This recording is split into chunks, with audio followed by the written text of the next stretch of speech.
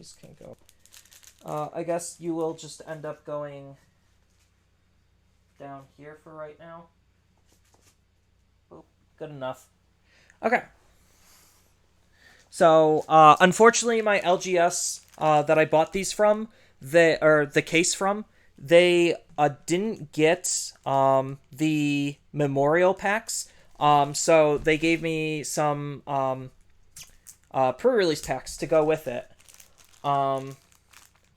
What packs is Digimon from? So Digimon is from the memorial pack. So the pack is gonna look like this. And basically it's going to be art of various Digimon in front of like the old Tamagotchi Digivice. So that's where that is going to be from. Ordinarily, you're supposed to get them when you buy a booster box, which means I should have gotten at least 12 of them. But unfortunately, Alliance is kind of a crap distributor in a way. And they didn't send the store that I bought them from, the packs. So the store is going to see if he could somehow manage to get them for me. Just because I kind of wanted them. Yeah, Alliance is kind of mediocre. GTS isn't perfect either, but I know they at least sent out the proper stuff. Because the other LGS where I played at the pre-release, they had the packs, they order from GTS, and they even had like posters and other promotional stuff to go along with it. So as right now, supplementary product, they just gave me a whole bunch of pre-release packs from the store that I bought my case from. So 1, 2, 3, 4, 5, 6, 7, 8, 9, 10, 11, 12. So I got one pre-release pack for each box I got. So we could have fun with those later.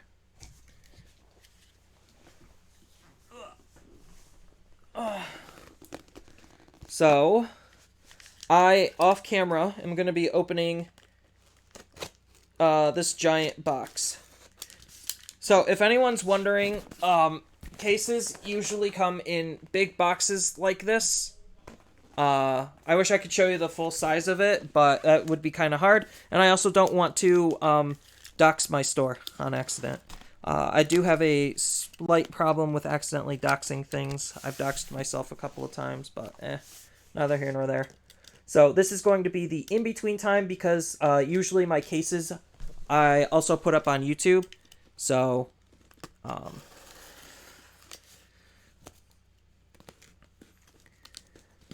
there we go. And then, whoop. So I'll just have to edit this stream a little bit more than normal, which means I'll probably end up downloading it, which is going to suck because these streams usually are pretty big. All right. So, the booster boxes are free. I do not have enough space for all of this, so I have to figure out how I can best utilize my area. Alright. But, for the time being... Alright. So, music. Before I get started with part 2 of video... let's put some music on.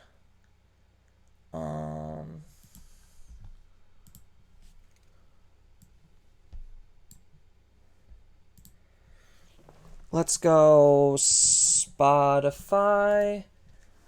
I learned my lesson last time. I'm only going to be still using Stream Beats, probably the chiptune music. Just because every single time I do anything else, they always, flag me. Oh, that's Daily Mix. I don't want Daily Mix. I just want Stream Beats.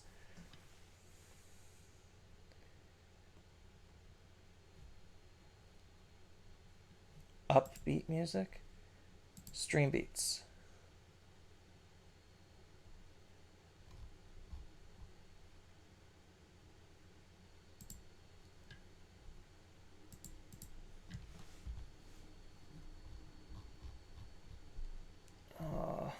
God.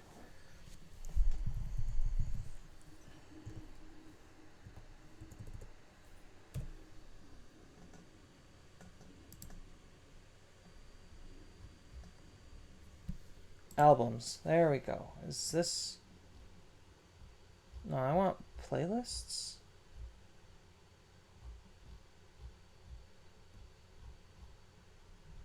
Here we go. I don't want synthwave. Let's see all. Chiptune. Here we go. This is the good stuff.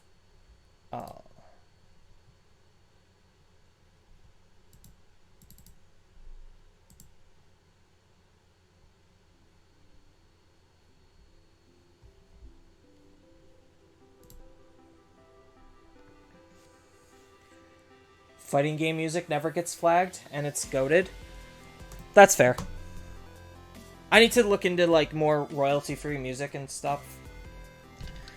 Alright, so, this part is also going to go up on YouTube, so I'm going to be doing a little bit of an intro here. Hello everyone, my name is Zenitsu, and I'm back with another case opening. So today I'm going to be opening 12 booster boxes of the brand new set, BT10, known as Cross Encounter. So this set is heavily themed around Cross Wars from the anime, with a little bit of extra fun goodies here or there. Unfortunately, my LGS that I ordered the case through, they did not get the memorial packs. Otherwise, I normally would have had memorial packs. You could thank Alliance Distribution for not sending them when they totally should have. And instead, as a substitute, I have 12 pre-release packs to go over at the end. So, let's just dive right in.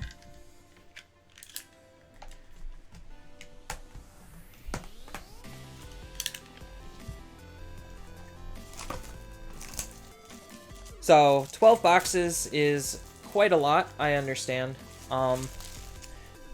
But usually I always get a case every single set. And I always do this because I like understanding the case breakdown and case ratios.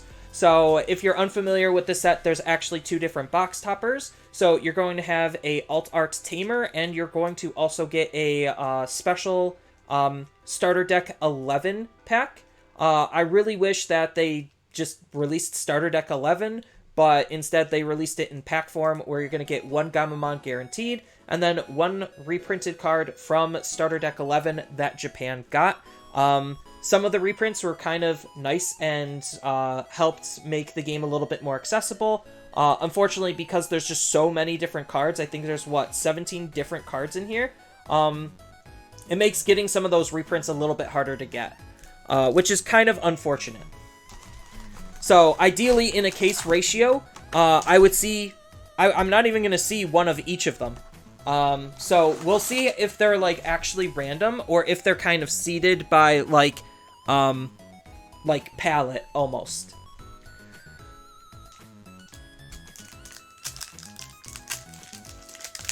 So, let's just get into pack number 1.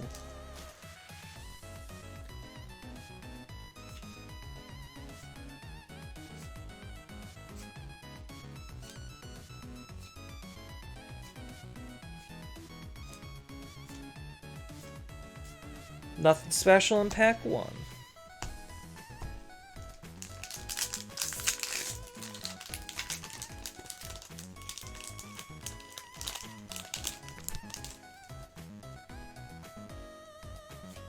So, in case you're unaware, I do also stream these on twitch.tv, so I probably will be responding to chat a little bit on the side while I'm opening up these boxes. Hey, Jessmon showed up. Yeah, I don't know if we're going to get another BT7 situation, where the math was just super wonky, and I ended up getting 8 Lucemon and 2 Susanomon, which is, like, really weird. It was something like that. And then I think I also had a higher amount of, secret alt arts in that set as well. BT7 was just an absolutely bizarre set to pull on. Remember, Metal Greymon is a super rare, not a rare. I know some people were like, not under, or they totally missed a super rare, and they said that there was only 6. there is still probably going to be 7 SRs per booster box. It's just the rares look like super rares now because they're all foil. So just be aware.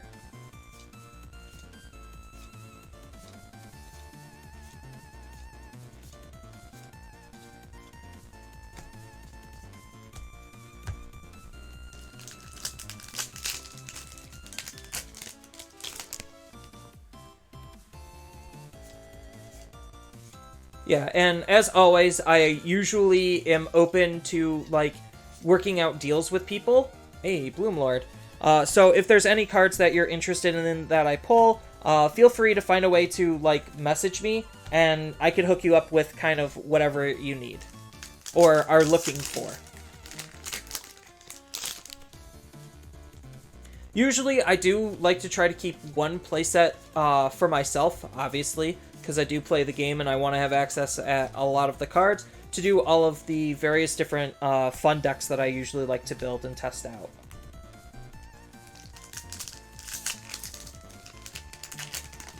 out. In this box, I have not hit a super rare, or I have not hit the secret or altar yet. This is box 1 out of the case. So ordinarily, I would generally slow down, and kind of like flip through the cards a little bit slower on box 1. But I kind of don't feel like that's like super needed anymore. Like a lot of people just know what the cards are and they're just looking for the exciting stuff at the back. So I mean, I also just like to sort the cards as I'm going. So going in reverse order just helps me sort them. So I usually do rares, uncommons, and then commons, and then if I get a super or secret, then I have their own separate pile.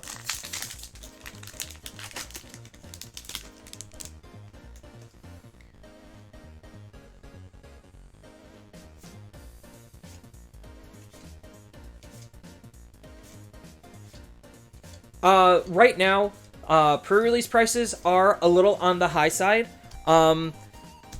So I wouldn't exactly trust everything you see on like TCG Player right now, just because sellers like me, we can't list our cards yet. So once Friday hits, the floodgates will get open and the cards will start falling like extra hardcore in terms of price. They've already been kind of falling in price just because of like sellers on Facebook and all that stuff are helping determine some of the early markets.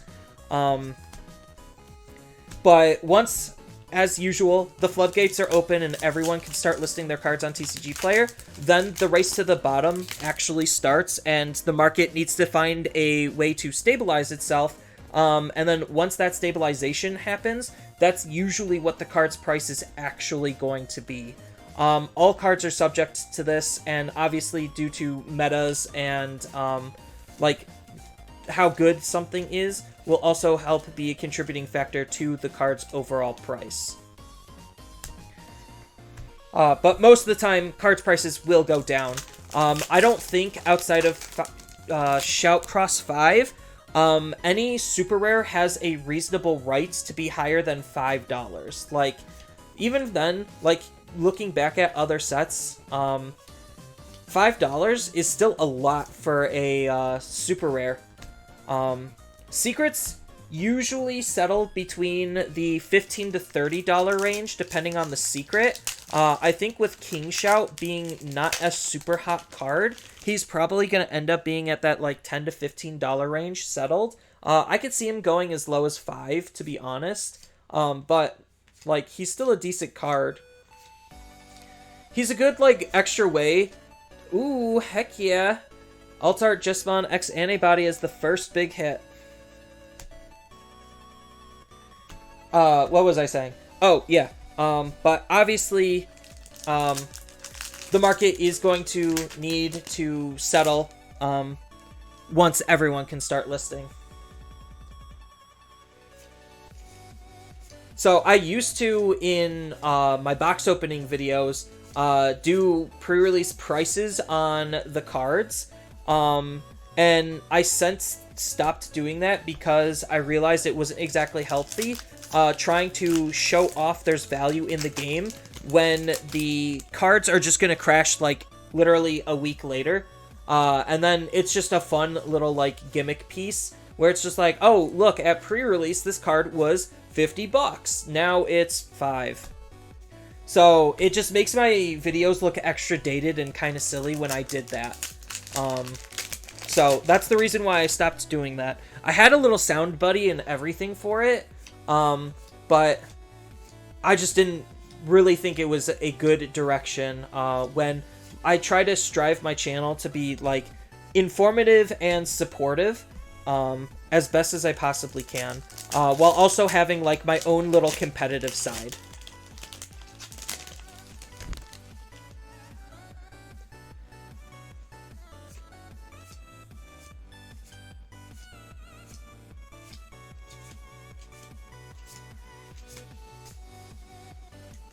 But I do think this set is, like, this set in particular is a very new player friendly set, just because Cross Hearts is one of the few self-contained decks in the game. The only other time that there was a self-contained deck was in EX2 with D-Reapers. D-Reapers was a pretty... Hey, King Shout! D-Reapers was a pretty self-contained set where you could literally build with nothing but D-Reapers, and for the most part, that's still pretty true. So if you were, like, just buying booster packs and just trying to figure out what to make out of your raw booster packs, though this set and EX2 are the two best sets to do it with. Otherwise, most of the time, you're going to need stuff from outside of the set in order to, well, make a playable deck. So I know a lot of new players don't necessarily have that concept, and it's always just good to double down and reiterate on it.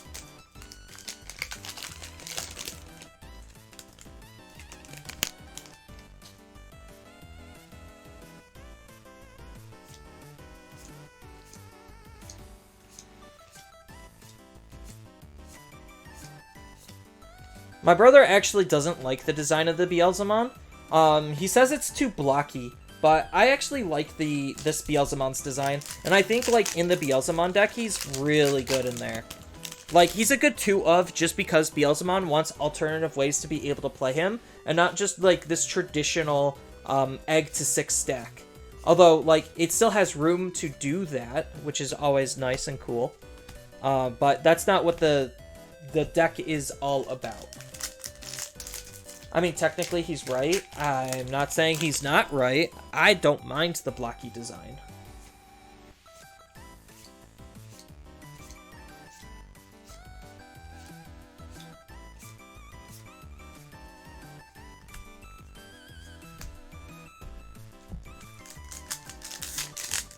After I open up all of the cards in my case, I could do I guess technically part 3 to the stream. And do some, like, deck building. Your brother has good taste. Hey, Dark Knight X. I mean, Beelzemon's one of his favorite Digimon. He loves villain Digimon. Like, he loves them. And Beelzemon's, like, obviously one of his favorite, because, like, he's, I guess, technically more of an anti-hero. Yeah.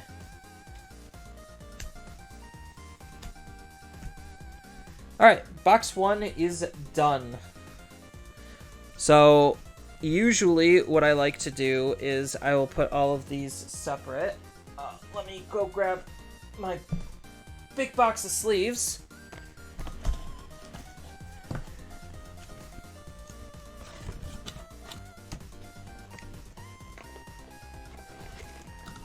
And then I'll just grab a ginormous chunk of sleeves, and I'll just sleeve up, I just sleeve up these, the high rarity cards.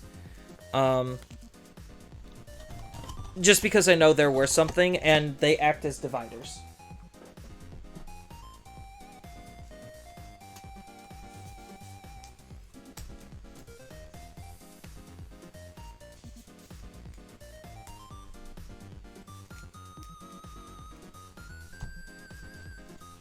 Yeah, you saw the box correctly, Roxas.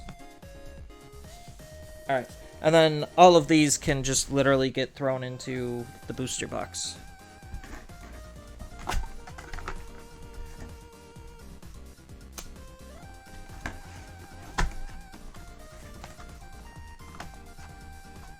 Look, I'm sorry, Roxas.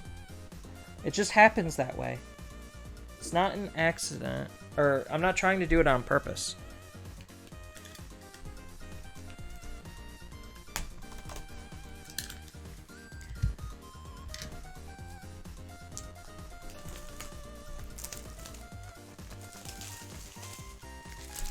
Emotional damage!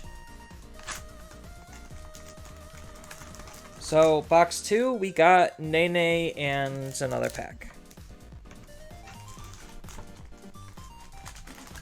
Wow, that's a lot of emotional damage.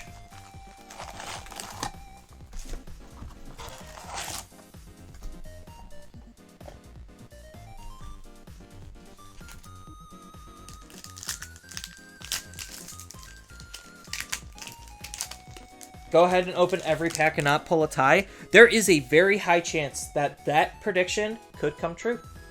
I could open a whole case worth and still not pull a tie.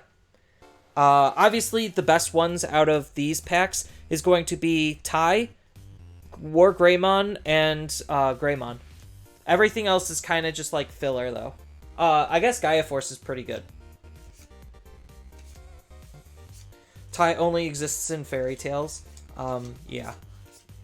I don't necessarily think we're like that super desperate for a reprint, but it would be nice to have players have easier and more access to the card. This would have been a good way, if they included more cards to, like, increase your odds of actually pulling one. I don't really like or agree with what they did, even though from a business perspective, I could understand, because I don't necessarily think, like, this set has that high of a lasting value. Like, I think they knew that this set, if they didn't do anything special to it, would sell absolutely poorly.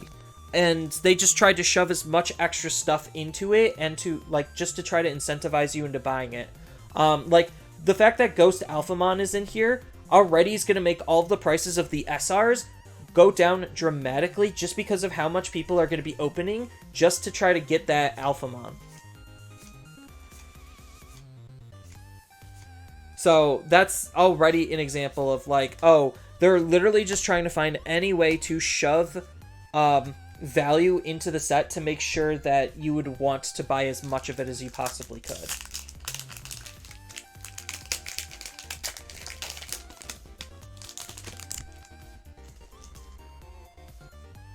Yeah, like, if they gave 3 cards like the Memorial Pack, that would have been, like, perfectly fine.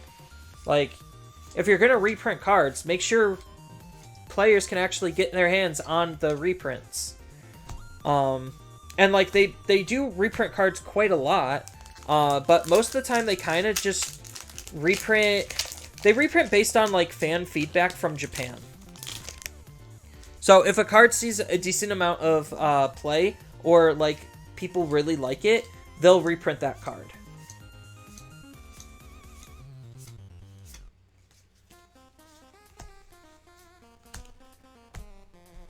But I really wish that we did get Starter Deck 11.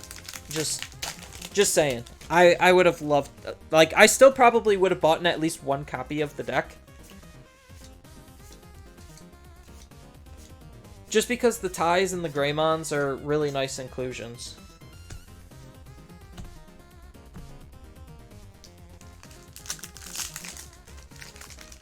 Functionally speaking, it's always better to buy singles and not crack boxes. Yes. But I crack boxes because I...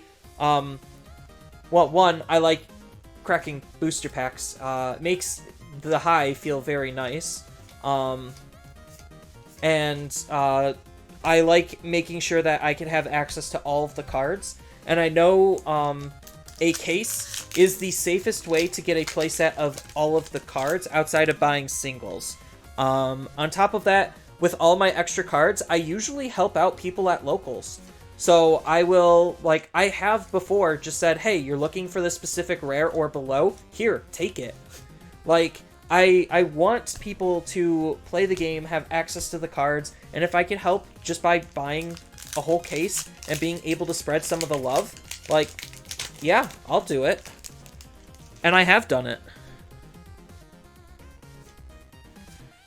I mean, okay, so statistically, the case should have worked out like all of the other cases for BT7. Sometimes you do get weird statistical anomalies just because you're not guaranteed things per se in a case ratio. Like, I think there's, 12 booster boxes? So there's only, like, maybe, how many, I'm trying to remember how many total secrets I usually get. I think you usually get, like, 10 secrets. Yeah, you get 10 secrets, ordinarily in a, case. So, the 10 secrets could be distributed any which way, at random. Math-wise, you should see 5 and 5, but that's not always the case. Just like math-wise, I should see at least, like, 8 of each, SR. And then there's, like, 4 left over, I think, that are, like, free slots, but that's not always the case. Sometimes I get, like, 6 of one and, like, 11 or 10 of another. So, math isn't always right. Even though it theoretically should be. That's just how trading cards work. EX3, you're gonna love the Imperial deck. The Imperial deck is a pretty strong deck when it goes off, but the problem with the deck that's keeping it back from being, like, really, really competitive is the fact that, it does need setup. And it needs to see a lot of specific parts and pieces, and have those parts and pieces be in very specific places. I know, Roxas. I love my jank too.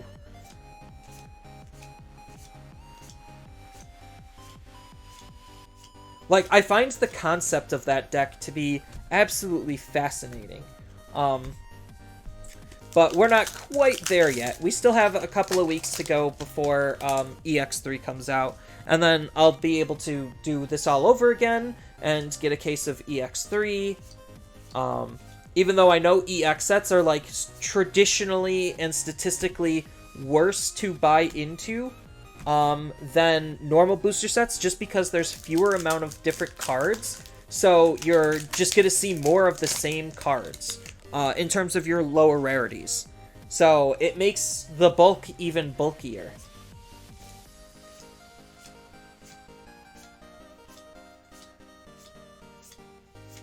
That would be cool if I get a Ghost Omni, though. Or, not Omni, Ghost Alpha. I would like that. The Ghost Alpha actually takes up a secret rare slot. So, I was looking at the booster boxes, and it says that there's 3. I know it's probably super blurry, but it says there's 3 secret rares, so Ghost Alpha is counting as a secret rare. I have no idea what the statistics on him were. I think, like, we settled around 1 in every 3 to 5 boxes, getting a ghost, or not boxes, cases. So 1 in every 3 to 5 cases, you would see a Ghost Omni when they first did that.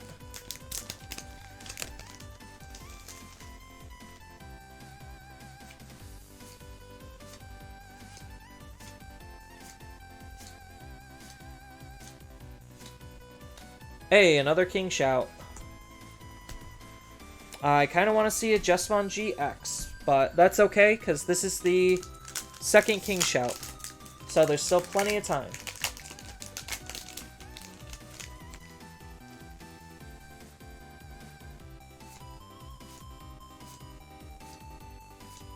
GXs will come later. Ooh, Alt Arcana Weissmon.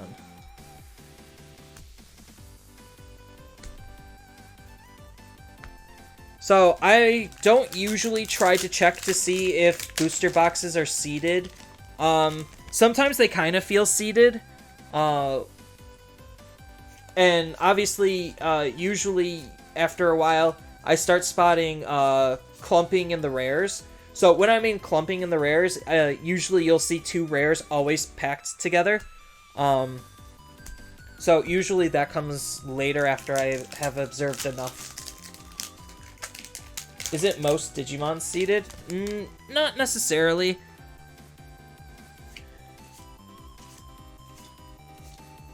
There were only very few specific instances where Digimon has done seeded stuff. But most of the time, like, I think there was one instance where the booster boxes were mappable. And then usually the box toppers influenced your secrets. That was another, like, old trend that people had noticed. I don't know if people... Yeah, with BT4 specifically. I don't know if people tried to, like, pick up on the new changes or, like, any weird stuff going on with this set. It wouldn't surprise me, just because, like, the set already has such a weird stigma to it. If it did have some sort of weird correlation to causation. Hey, Jessmon! So, what am I at now? 1, 2, 3, 4, 5, 6, 7. So I'm all done, so this pack literally has nothing. If I was a scummy seller, I would know this pack has nothing in it, and I would just immediately toss it to the side. And try to sell packs individually. But I am not a scummy seller. So, I like opening cards.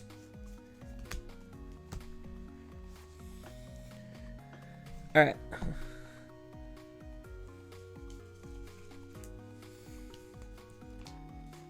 Kano Weissman.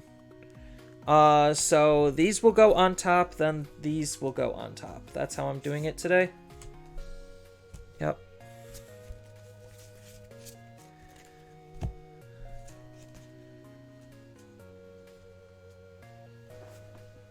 Alright, that is the end of Booster Box 2.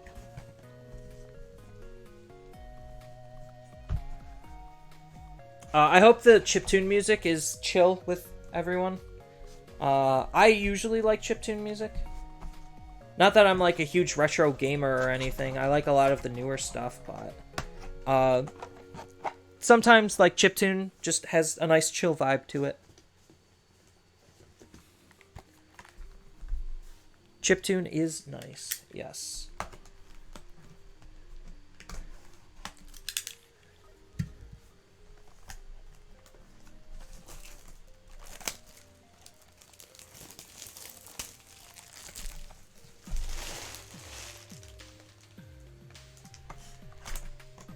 Alright, so we got Christopher this time. Or, sorry, Akira.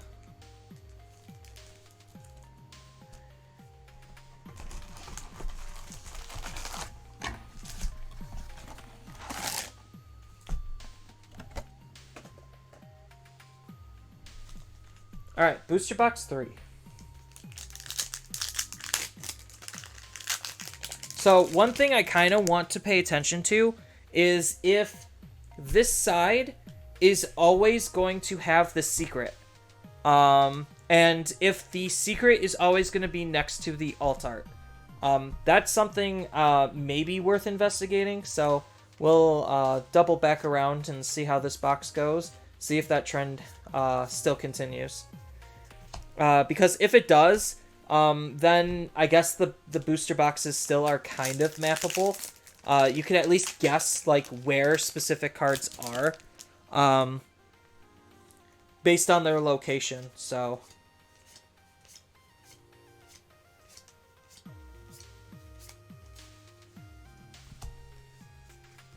not that I'm actually like checking for mappability. I'm not very good at that.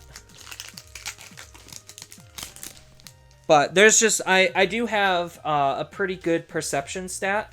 So I do notice some things pretty quickly. Hey.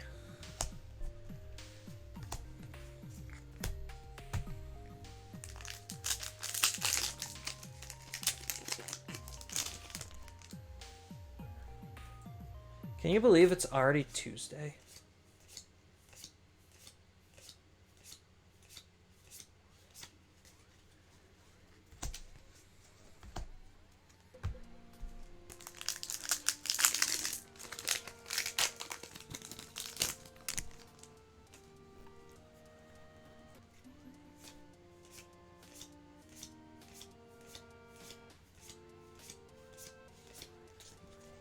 So if chat ever has a question, I'm more than happy to like answer them.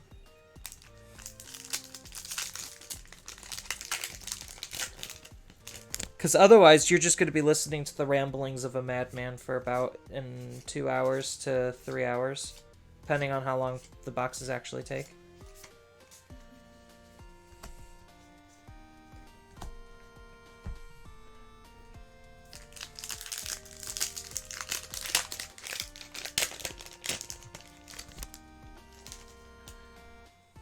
But depending on where the night is, I might do deck building either as a separate stream or after this.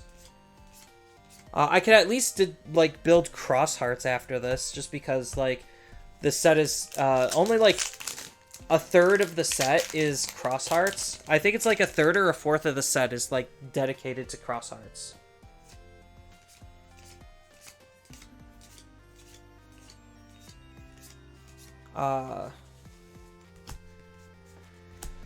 Boop.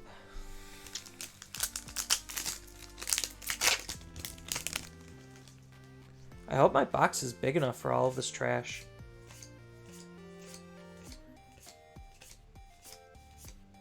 Hey, Genku X.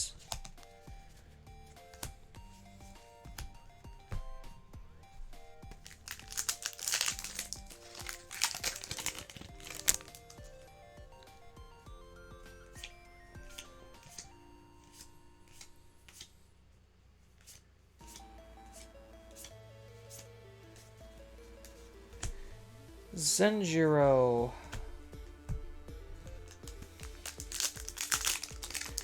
So at the last box, I'll kind of like take a look at how easy it is and how many like boxes you would need in order to build cross hearts. I think like the answers you realistically can... Ooh, alt art metal.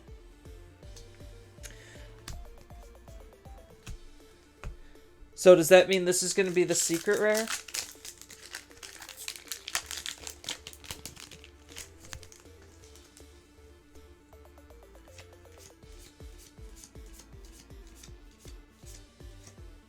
Wow, okay. So, the secret rare so far is coming right after the alt art. So, let's see if that trend continues. And if it does, the second you see a secret rare, if you're like buying random packs out of a booster box, buy the next pack immediately. Like, that's wild.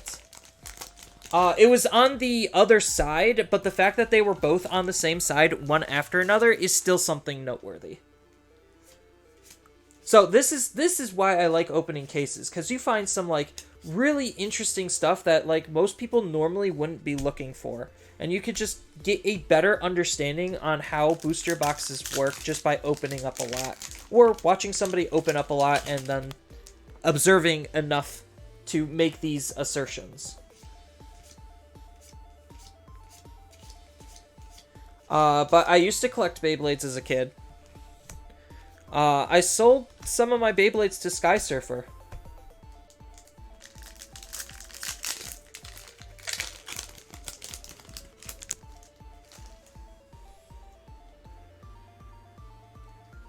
Are you guaranteed a secret rare in a box? I didn't get a secret rare in mine. No. So the way booster boxes work in terms of the higher rarity cards, you're going to see 7 supers. That's pretty much guaranteed. And then you are going to see 2 either secret rares or alt arts.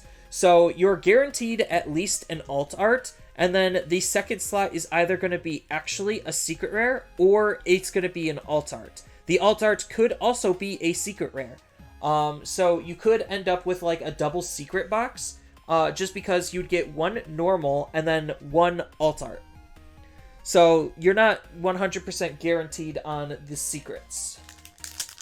But unfortunately, a box, if my math is correct, a box, it's a it's like 1 out of every 3 boxes will have not a secret. So it's kind of lower, to not see a secret, considering you're going to be seeing 10 secrets, 10 base rare secrets, in a set.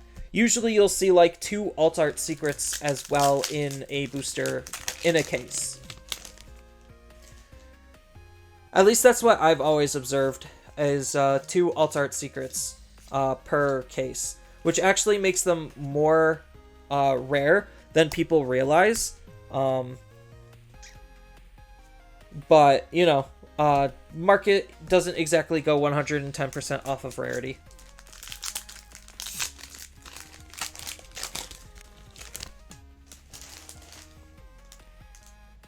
It is supply and demand.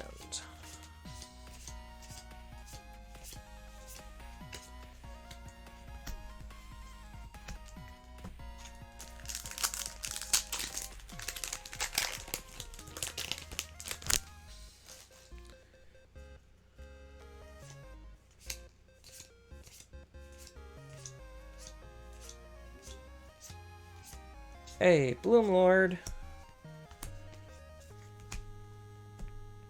So what are we at right now? 1, 2, 3, 4, 5, 6. So there's one more secret or super in these 5 packs.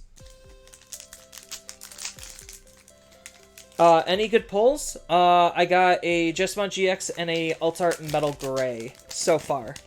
Out of this booster box. I can't really like say anything like super fantastic outside of Shout 5B for like normal SRs.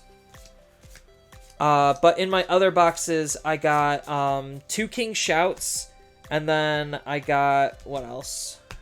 Altart Cano Weiss, and then Altart Jessamon X Antibody. So that's my current pulls so far.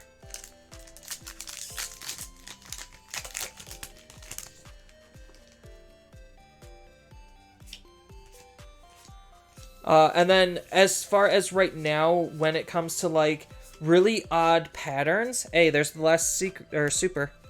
So far as things that I'm looking out for the rest of the case, I've always noticed that the secret comes basically one after another with the alt art. So it's either going to be the alt art then the secret, or the secret then the alt art, all on the same exact side. So I don't know if that's just a coalition problem through the sorters, or if that's just a happy coincidence that just so happens to be a thing. But that is kind of something I usually like to look out for, is just those weird anomalies if they start forming.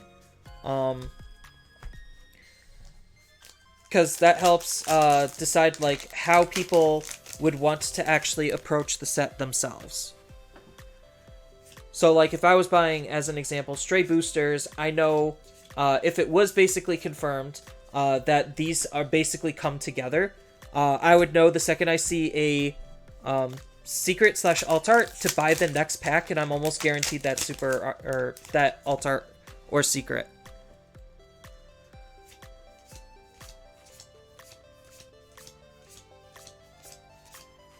Because the other weird thing is, didn't I pull King Shout and Lamort in my other packs? I don't remember. I could double check, but they're slightly out of reach. Actually,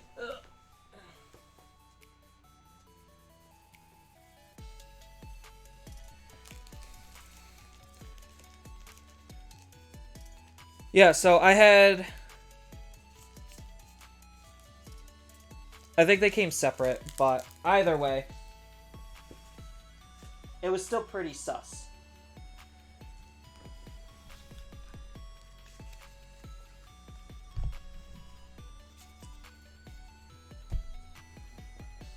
Alright, so let's leave these bad boys up.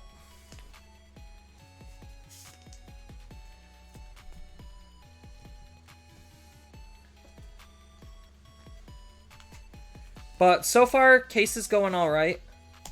Can't really complain. If I managed to see an Alphamon, that would be pretty dope. I'm not, like, statistically guaranteed to see an Alphamon, but it would be nice too.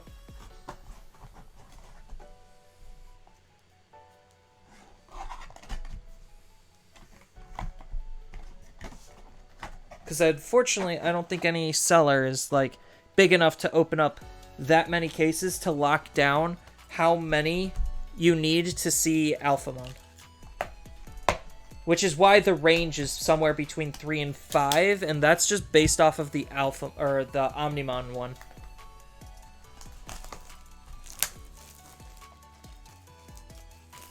And no, I'm not collecting Burst. I haven't collected them in a very long time.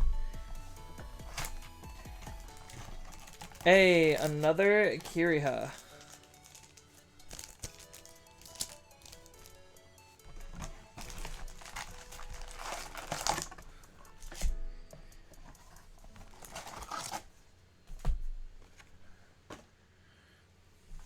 Alright, let's get into box 4. Yep, we're box 4 now.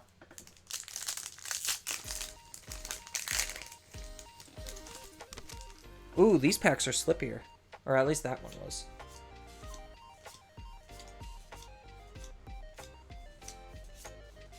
Bam, nothing. Although, I do think I'm already starting to see some clumps, but I'm not going to point them out. Because the clumps change per case. It's not always a guarantee. Do you think with the importance of inheritable sources being phased out of X antibody, is it possible that Hexablaumon makes a triumphant return? Oh, I got Jesmon GX while reading that question.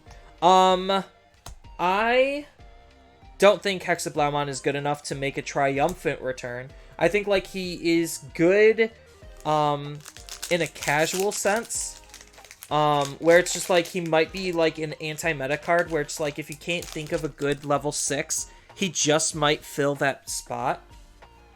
So, okay, statistically, based on what we've seen so far, this might be the alt art. But he has the potential to be a very powerful card. The only thing that he's lacking...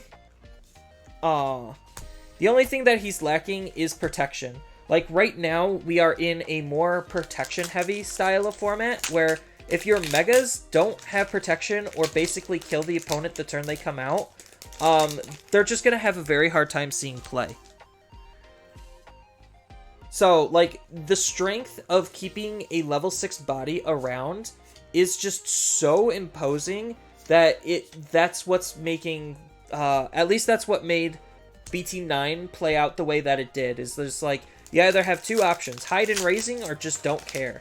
Or your Digimon has protection, and again, you just don't care. So, I think Hexablaumon with no protection, like, maybe they could make a card where it's just like, oh, if the opponent has no Digimon in play, then he could have, what's the new mechanic? Evade. Yes, then he could have evade. Like, there's something like that could be done to where they could just figure out ways to add the needed protections to make certain cards strong. But if they do that, then those types of cards, like those types of inheritables, become, like, insanely relevant. It's evade. Hey, Omnimon.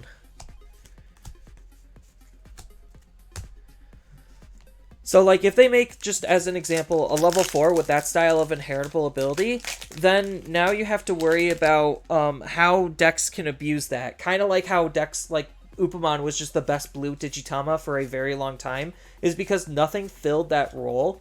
And, like, having access to protection for any blue deck, just with the source stripping, just might be a little on the strong side. I don't know. It's hard to say exactly.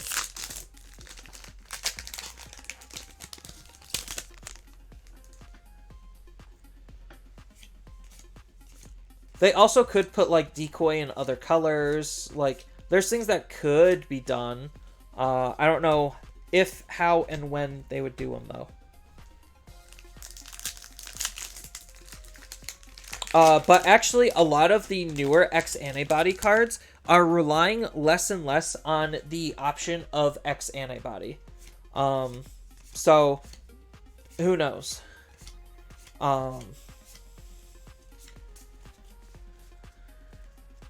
Oops, I almost put them in the supers.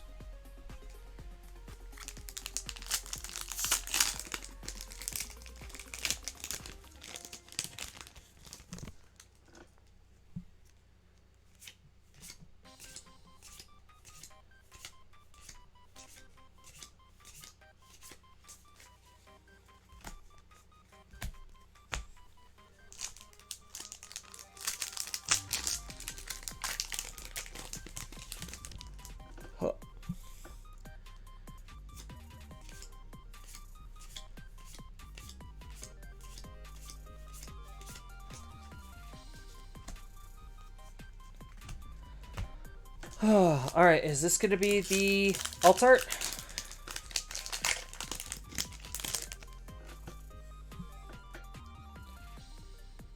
Nope. Alright. I ruined it for myself. I was just that curious. Okay, so it was just a happy coincidence that the alt arts just lined up next to the secrets. So...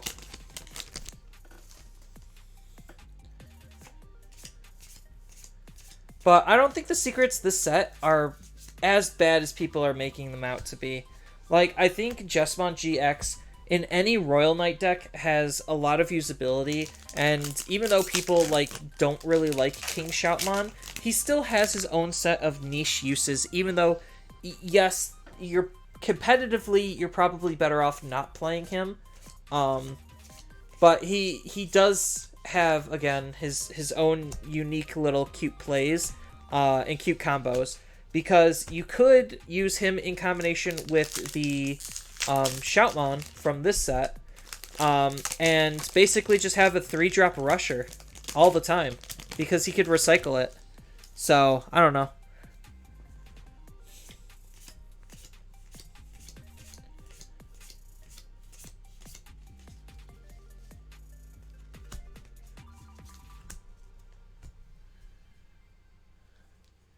Just check the price of the tie. He's about $20 pre-sale.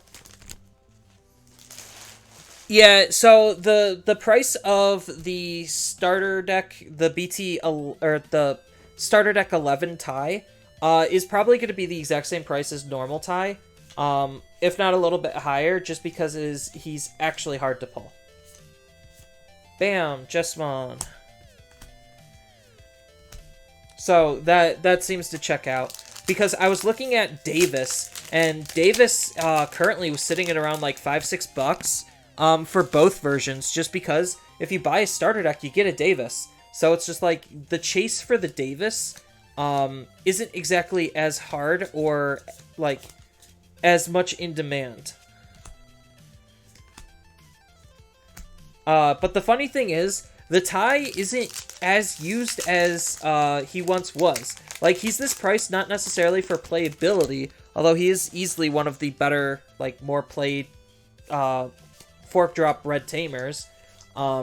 He's that price just because he's that hard to get.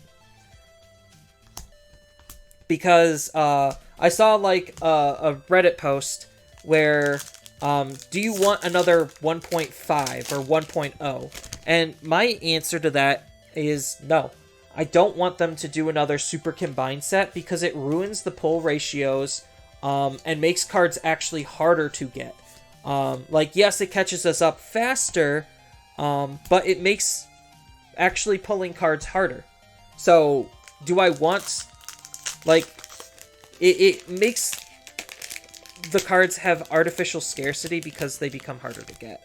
And then that scarcity makes them more expensive to get into, and then the more expensive the cards get, the less accessible the game is. And that's a lot of people's, like, problem with Death Exmon, is because, like, ooh, alt art Beelzemon. Pretty. A lot of people's problem with Death Exmon is because he could go into literally any deck because of his on-play ability and the fact that he reduces his own play cost. So it's like, oh, that creates an instant staple in almost any deck, and then that starts limiting, like, go-wide decks on what they could possibly do, which isn't necessarily the most healthiest thing for the game. Oops. Because we need to have different strategies be able to exist. Although, like, the counter argument is he is designed to be that counter to go wide strategies, especially tamer based ones, because he will punish them for literally playing their deck. So it creates like it's trying to create this like rock paper scissors, except when every deck can run it, that's where I start to think the problem stems.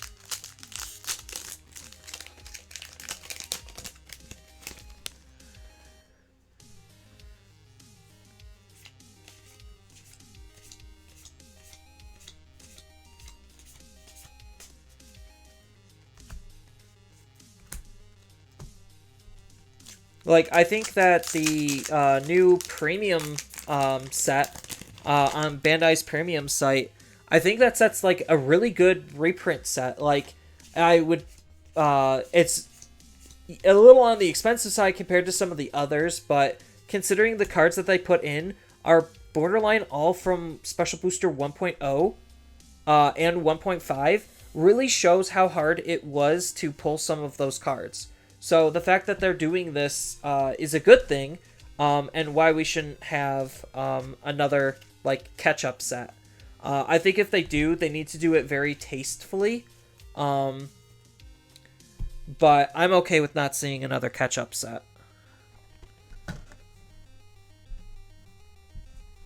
Alright, box 4 is over.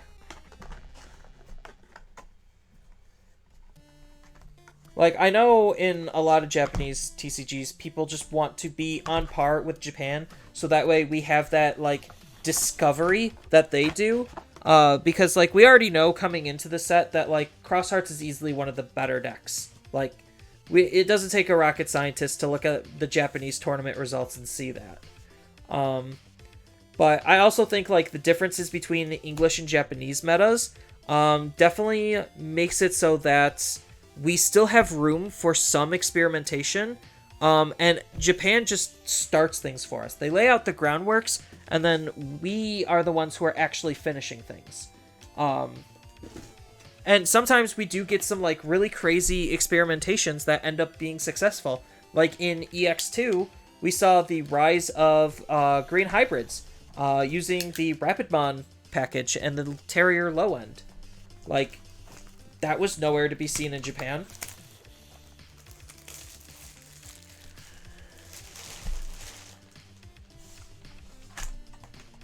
Hey, another Kiriha. That makes, what, 3 Kirihas? Not bad. A 4th one, and I'll have a full playset for whoever wants to play Blue Flares at max rarity. Or high rarity. I can't even say max rarity. So, like, what do you value as max rarity? Because, like, technically, the box toppers are...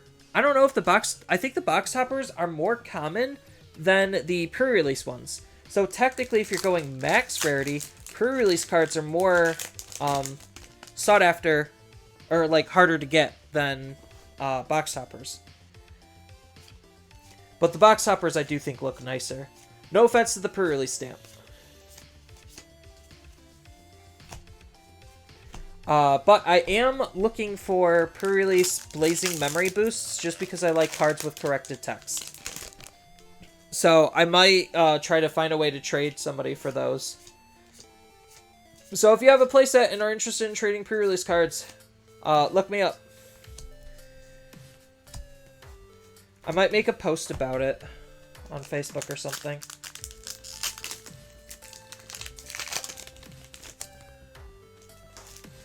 I mean, right now, according to Japanese results, like, in BT11, Black War Greymon is everywhere.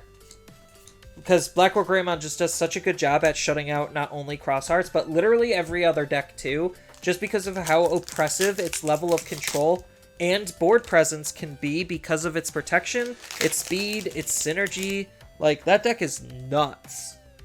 And I think, like, because of that, that's going to influence a lot of North American players to want to pick up the Black War deck if they haven't already.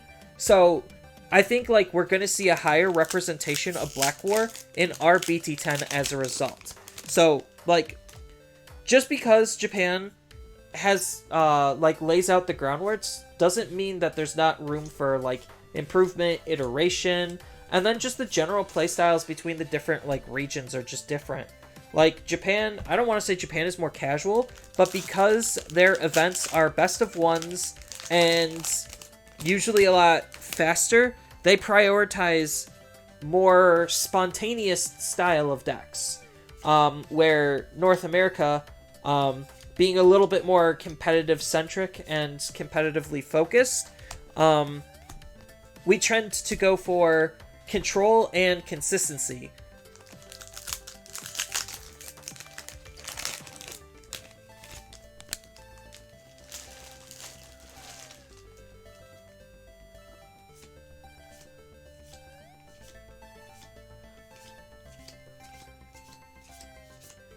The Black War stuff is definitely taking over in Japan right now.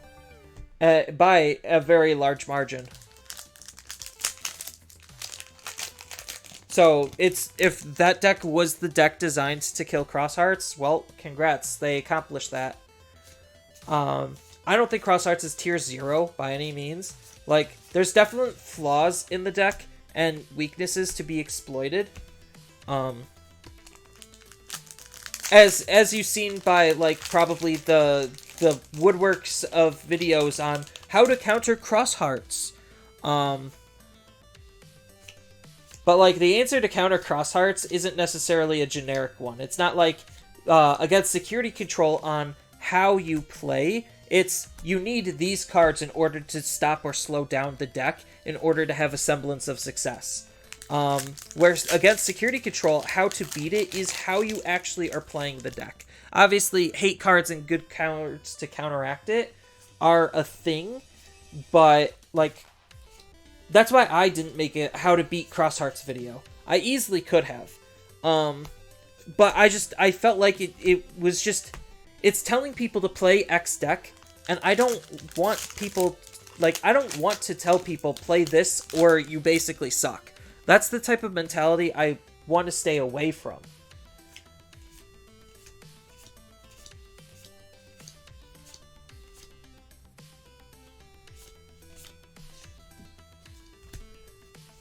Did I say a buddy fight term? If I did, I didn't mean to.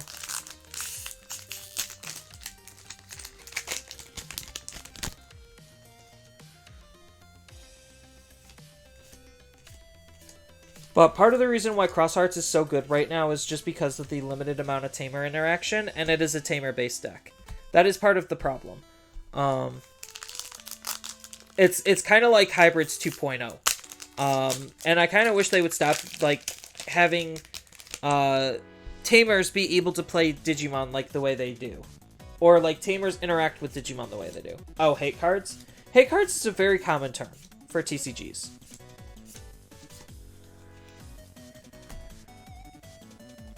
Like, you could call it whatever you want. Silver Bullet, hate card, anti-tech, like, whatever floats your boat.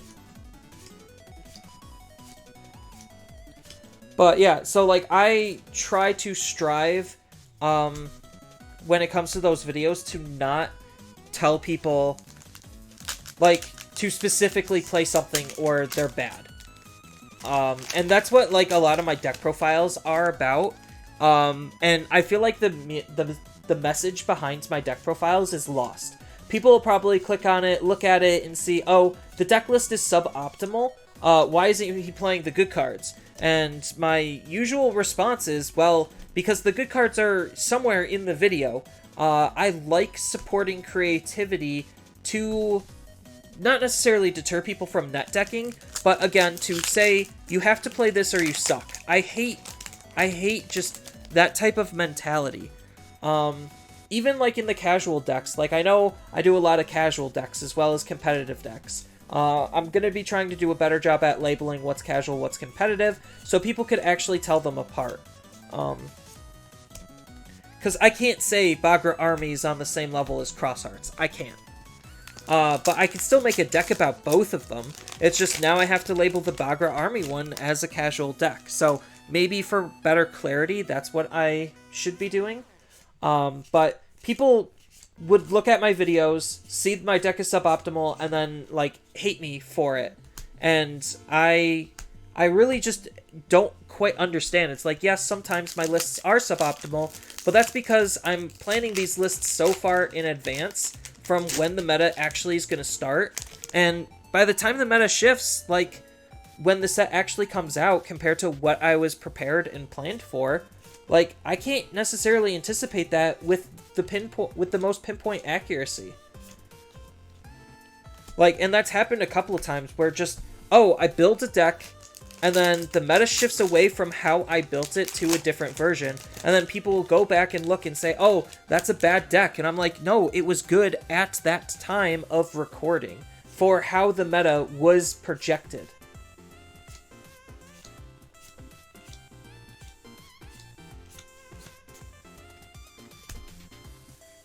And then sometimes I do shift my deck to be, like, a lot of my updates to try to incorporate new cards to actually show off change.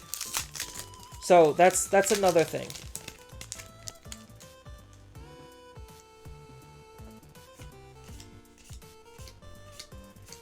Because, like, right now, as an example, like, if I were to make an Imperial deck, like, there is no change in Imperial. So why would I make an Imperial deck? So I could, like, maybe show off some change. So I would want to purposefully include newer cards to show off what is possible with the new cards for the deck. I don't know. I feel like I could do a better job at messaging that, outside of explaining it in these types of videos.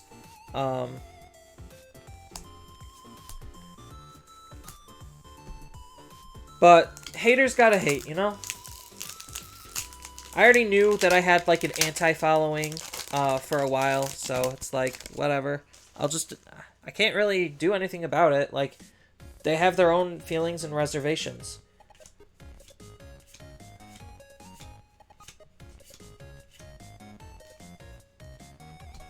Boop, boop.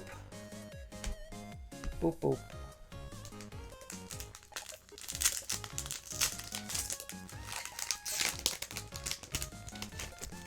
Yeah, so, Roxas, as an example, if I were to do your EX3 Imperial deck, I would have to I would probably start labeling it as casual. Hey. Just because, competitively speaking, I don't think it's exactly quite there. Oh, this is another example of the cards literally came right next to each other. So, I'm not crazy for thinking there is something there, but it's not every single box.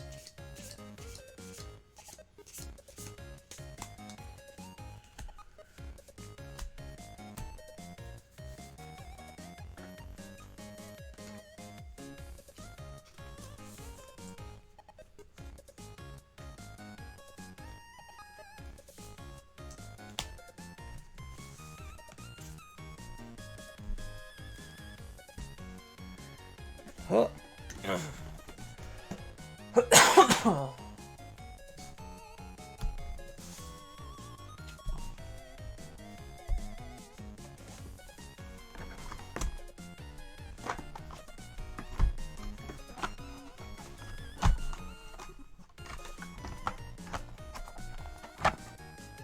Alright, maybe I could stick it here? Alright, we are on box 6. So we are halfway done, ladies and gents. Halfway. Oh, come on. Thank you. I didn't have the box cover, the blade open enough. So it was, like, just missing on the cellophane.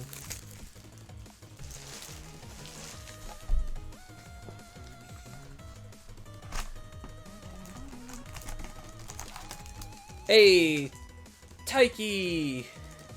So, is that my second Taiki?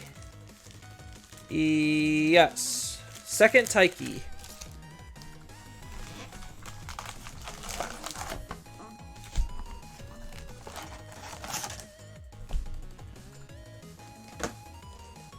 I'll move the trash. You forgot to set an alarm for what? For cooking? I would say it's a little late for cooking.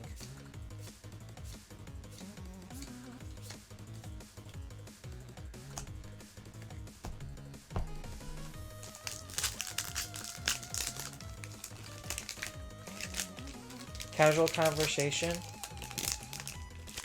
with Shadowverse. The alarm to wake up. Wow. Hey, Shoutmon, King version. Boop. Let's see if in the next pack it's gonna come right with the other one. I'm still gonna be on the lookout for it. I don't know if it's just in Kiriha packs. Oh, well, it was a super.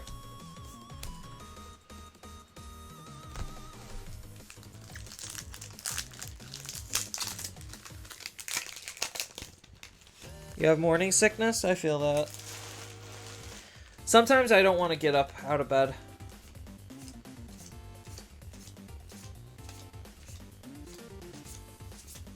Hey, Minerva.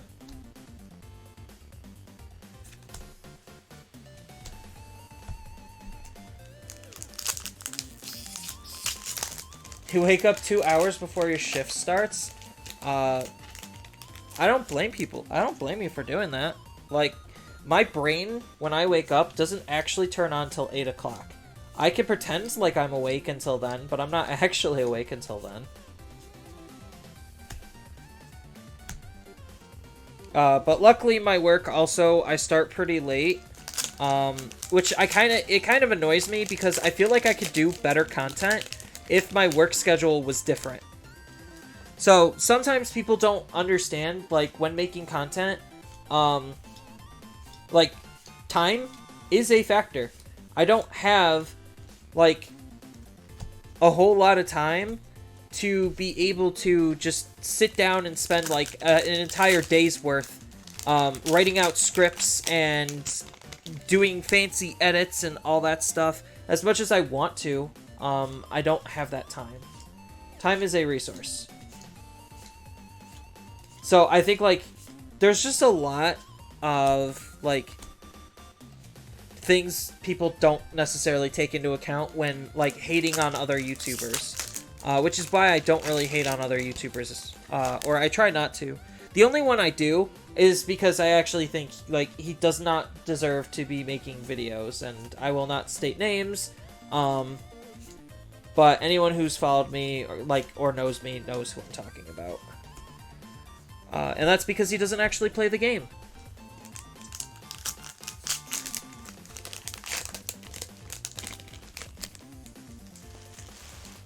But I do understand I do have a lot of spicy hot takes.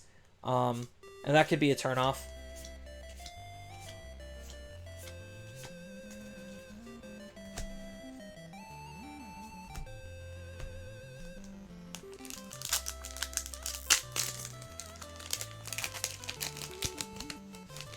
It gets so bad that it prevents you from talking for your morning sickness?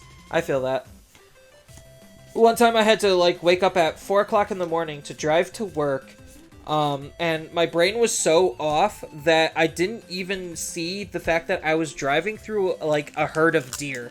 Like, my brain could not piece together the shadows in front of me that my light was shining on, in the distance of, like, pitch black. To realize I was, like, just about to drive through a herd of deer. And then I got, hit by a deer, like one of those deer, and, it knocked out my, one of my windows. Or, not my windows, my mirrors. So, I was freaking out.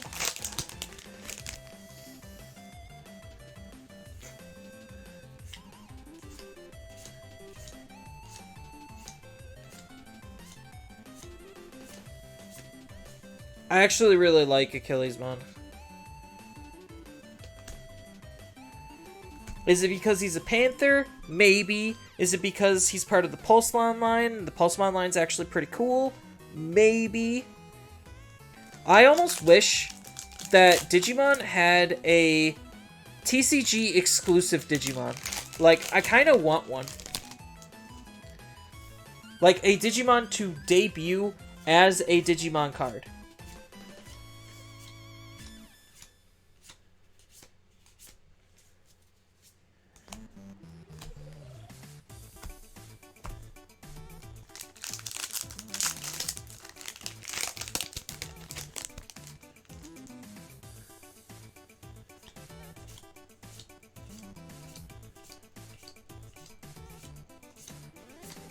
Omnimon. Actually, is Jesmon GX considered an X antibody? Oh, it is. Nice. It just dawned on me. I was just like, oh, he should be an X antibody, right? Espimon? He was at Ghost Games. I mean, I guess technically he was shown off as a card before the anime. But he is supposed to be, like, he is anime based.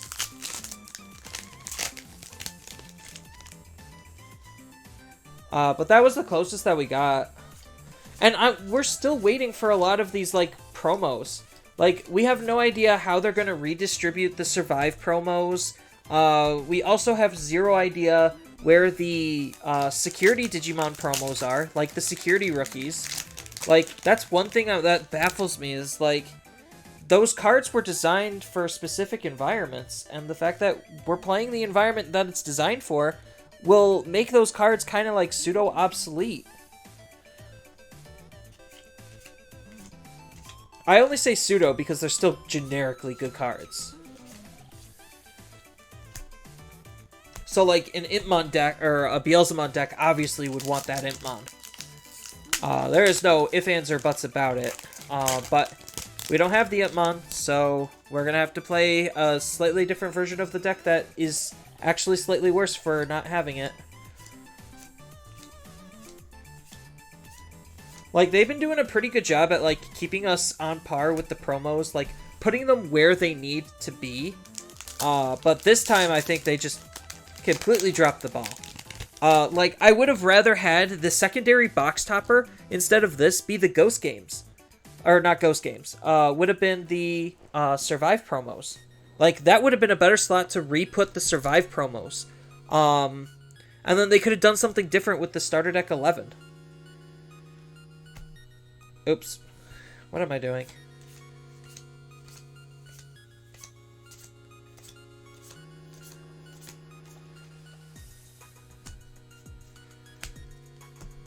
It just makes me sad this says Christopher.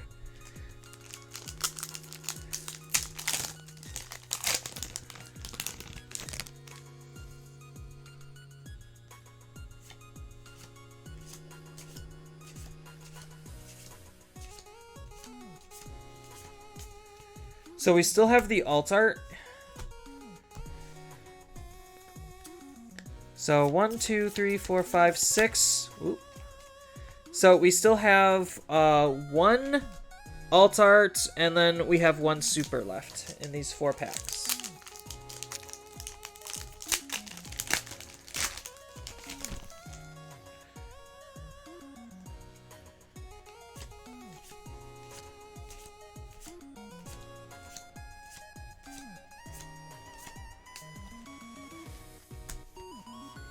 I actually like this baby Dumon.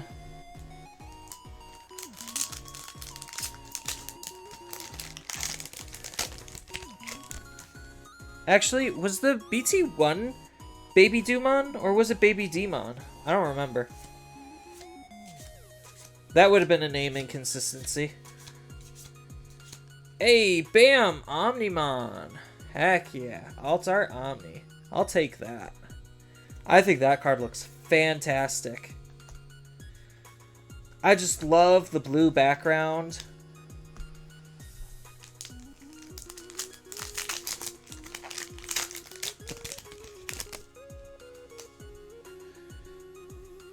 I might need to, like, step on my trash box.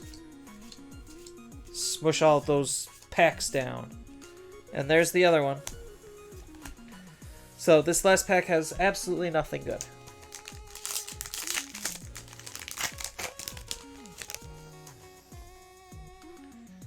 Boop, boop. Boop, boop, boop. There we go. Bum, bum, bum, bum, bum, bum, bum. Alright. Let's sleeve them up. These can go here.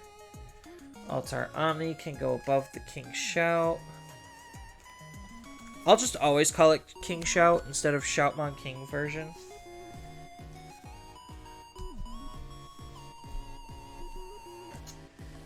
Alright, and then in the box they go.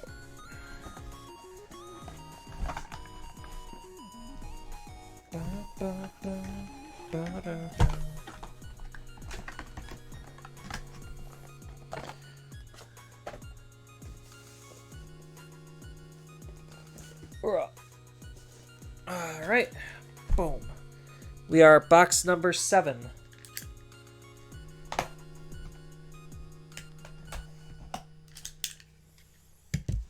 Hold on 1 second, chat.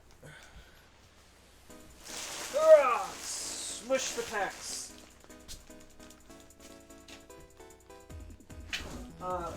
My roommate probably has the heat on. Not a good idea. I'll just turn the fan on. Getting a little toasty. Getting too excited. Also, I'm touching plastic a lot.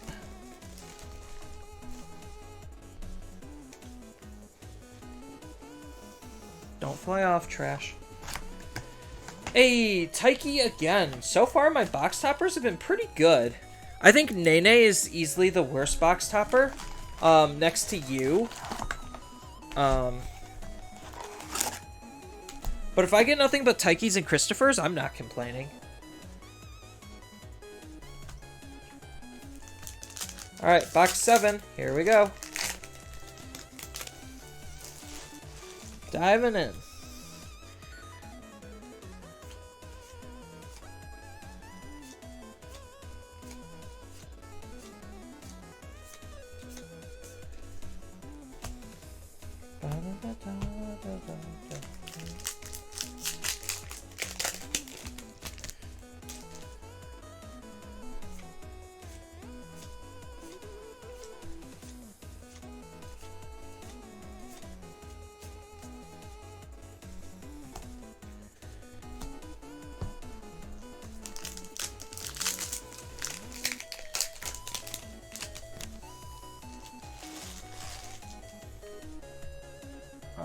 I don't know where my phone went. Oh, it's on my bed.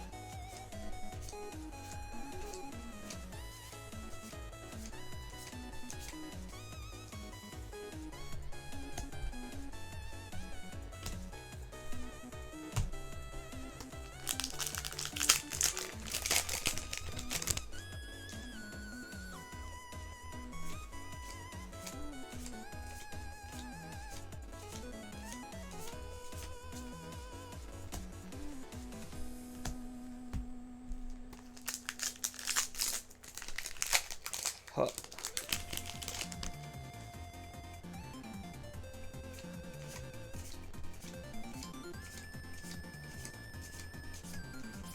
Hey, Genku X.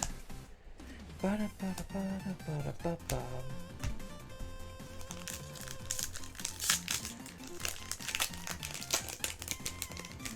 Jesmon X and Genku X are both pretty solid cards. I can't believe Genku X is blocker. Nutty. Kano Weissman.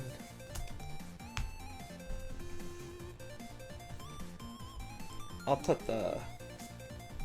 just so I'm not, like, getting over on top of them. Actually, I'll put them here. Because my headphone cord... I need to invest in a lot of better equipment.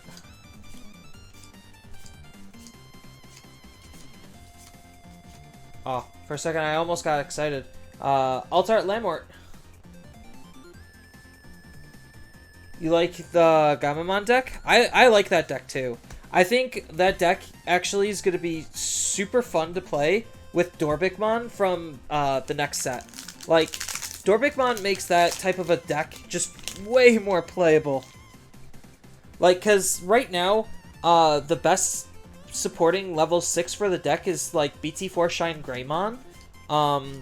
And, like, I think that's just kind of sad. Hey, Altart Decker. Not terrible. Not insane. But, like, I do like the direction that they took the Gamamon mechanic and gimmick. And I think it's a really fun deck. So, the spice in this box is no longer here.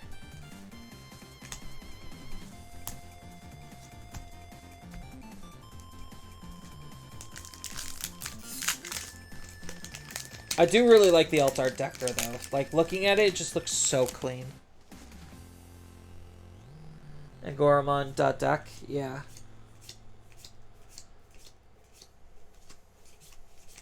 I know you're interested in those, Roxas, I'm sure. Like, and obviously I'll include normal ones, too, if you buy them. Not that I don't have interest in playing, Lambertmon. I know I'm probably saying his name wrong. Because I think, like, the T's supposed to be silent or something. Because of the origins in which, his name are based on.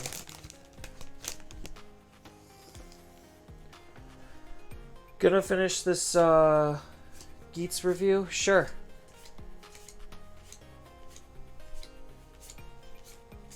You know I'll be here waiting.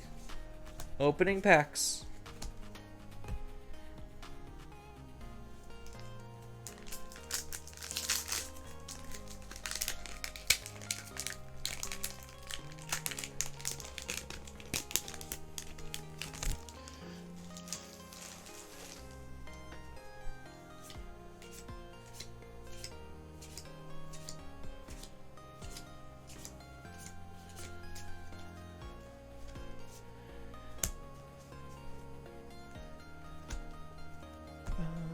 Bum, bum, bum.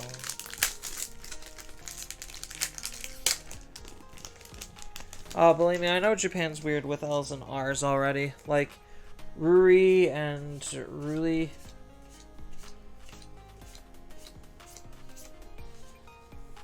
Metal.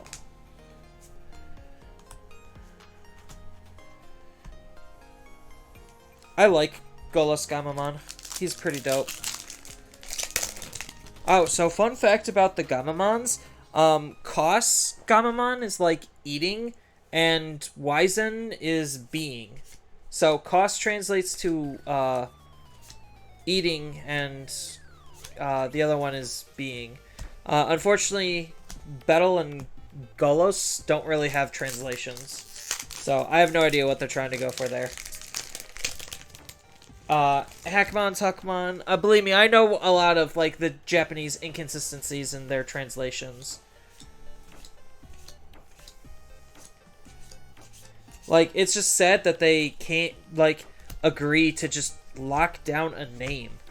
Like, why do we always have to, like, certain games will even have Omnimon, and then other games will have Omegamon. Like, can we just please lock down a single name for this Digimon? The Lord Knightmon versus Crusadermon. Like,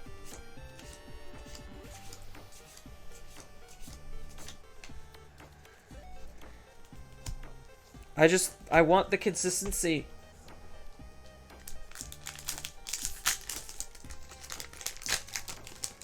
So, the translation between Hack and Huck, even though Huckmon was Hackmon for us for a while, it's because they made a Hackmon. So for us, they had to switch it back to Huckmon. Hey, Bloomlord. Boop.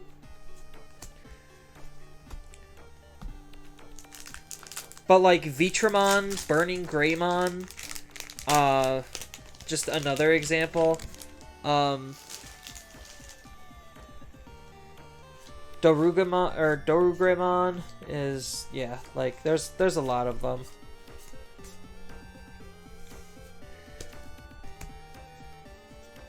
I feel like I'm seeing more of the same type of a rare. Like, they didn't make less rares than they normally do.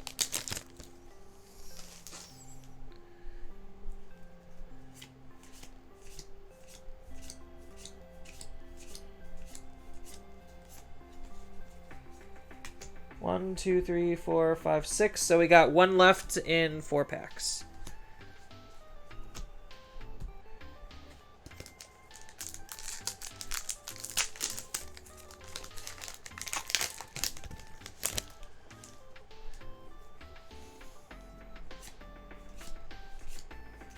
Does this box count for alpha as a secret? Yes.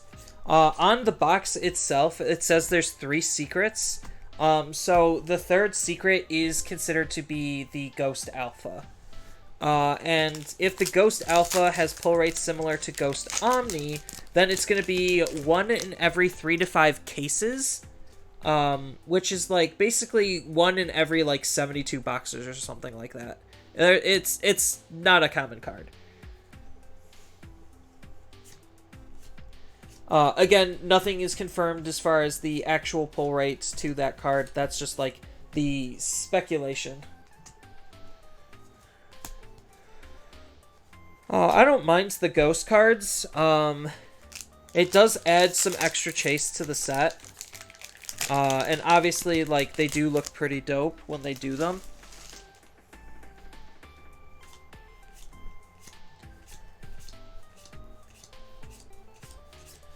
It's just the only downside is when they do that, all of the value the box could have had immediately rushes to that card.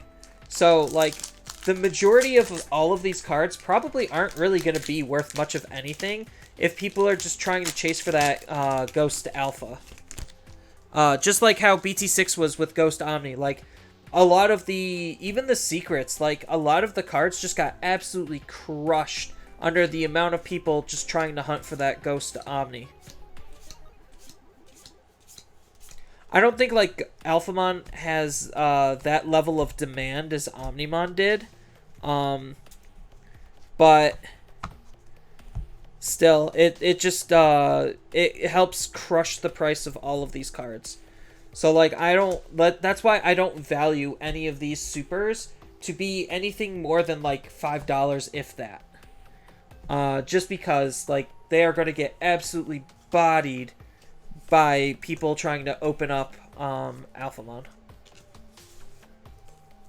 Because they would want to sell these cards off first to be able to recoup the majority of their, in quotation mark, losses. But the second you see that Alphamon, it kind of just pays for the case. So it's like, oh, it's just... It is super special when you see it.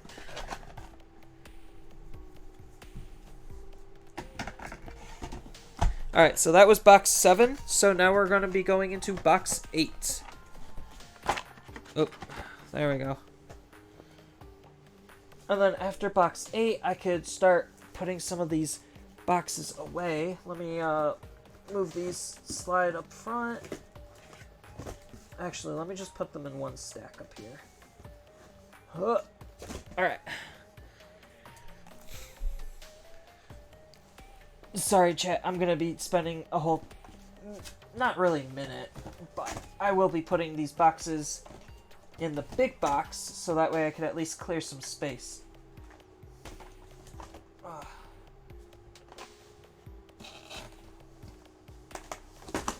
There we go.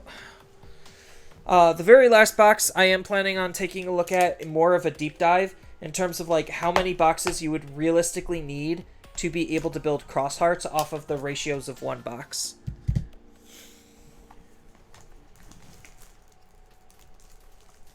Alpha is 1 per case? I don't think he's 1 per case. If he's anything as rare as Omni, he's 1 per 3 to 5 cases.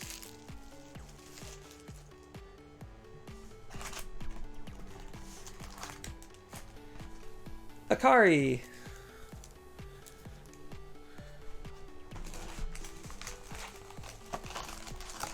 So, are you gonna sell any cards you don't want? Yes. So, most of the time, I will separate a playset of, the supers, so that way and the secrets that I have, so that way I have a playset of them, and then kind of just sell the rest. That's why if you look on my TCG Player, like, seller account, most of the time it is just the extras. I do tend to help out locals a lot. So a lot of the bulk cards that I get, I just literally hand to people who ask, where it's just like, hey, I need, like, 3 copies of Flame Hell Scythe. Okay, here you go. Like, I do that all the time. So if you're, like, looking at any specific card in particular, find a way to message me, and we could work something out. What's your name on TCG Player? I'll give you one guess.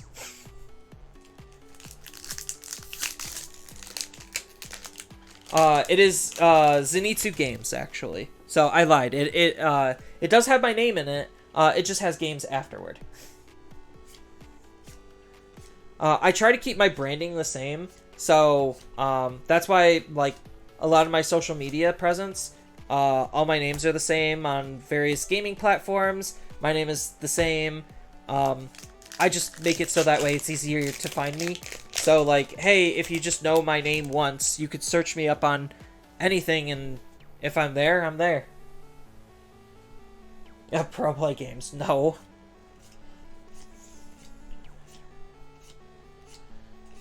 I'm not an impersonator. Boom! Bloom Lord.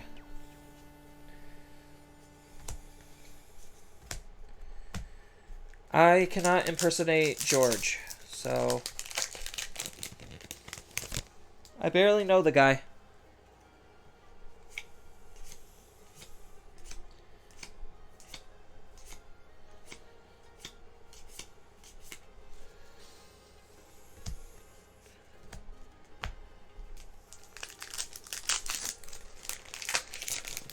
I mean, that would be cool if I get an Alphamon. That would be so dope. I'm not expecting one.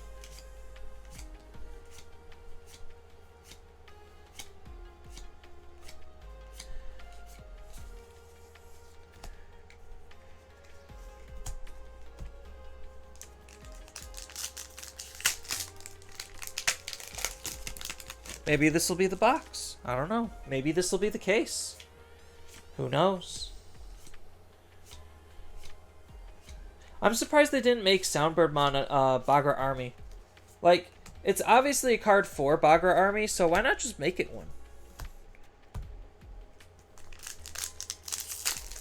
Have I ever played Silent Hill? I have not.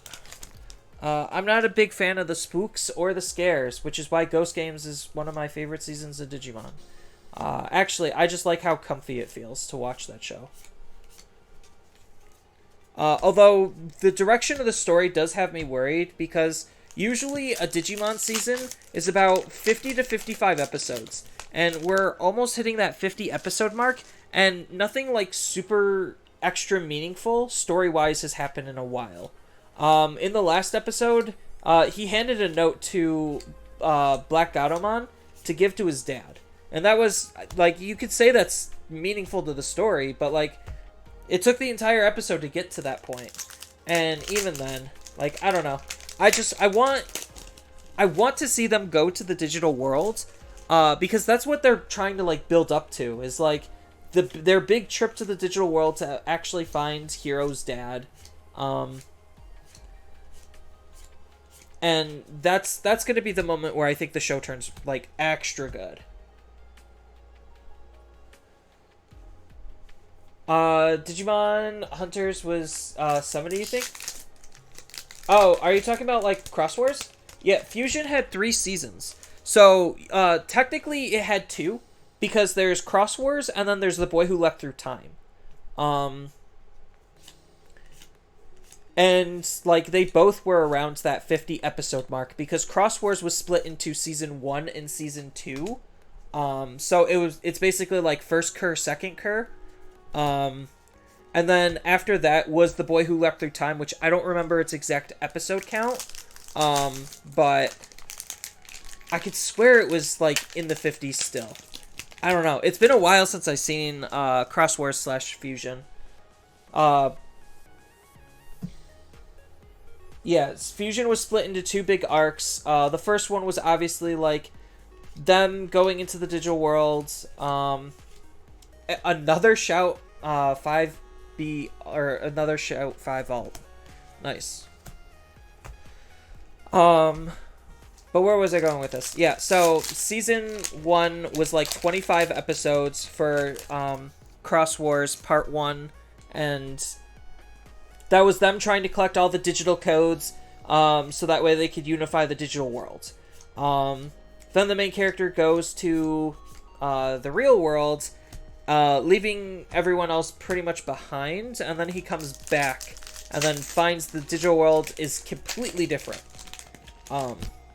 And then that's when he actually full-on takes on the Bagra army and tries to, like, fix everything because his absence, things kind of got wonky in the digital world.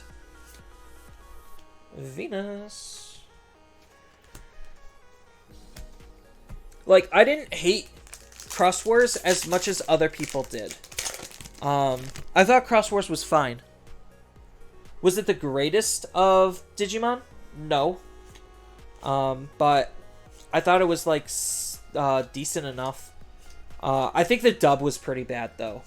I think the dub really did not do the anime justice at all.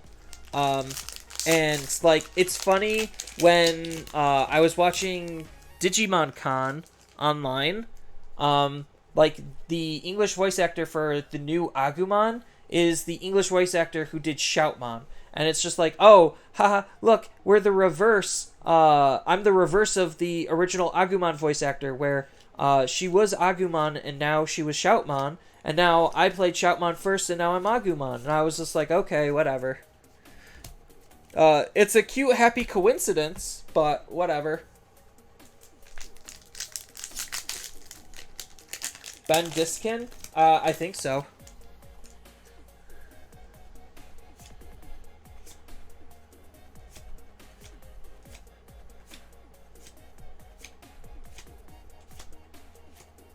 Ooh, maid mode.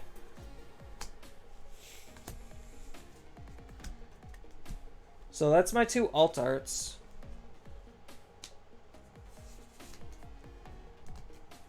I'll just pre-sleeve these. He also played young Xenoart. That's pretty funny, though. I didn't know that. You can't wait for the Gumdramon card? Did it get spoiled, or... because I know we're going to be getting one. But I'm curious to see what they're going to do with him as well. Because, like, he's technically not part of any of the armies, and the armies don't really exist in that season. So, like, I'm curious to see, like, what they're actually going to do with them as well. Because, like, the easy thing for them to do is just make the, make all of the tamers again. So, like, you get a new Taiki, get a new Yu, and have Bagra Army expands to the new version of Yu.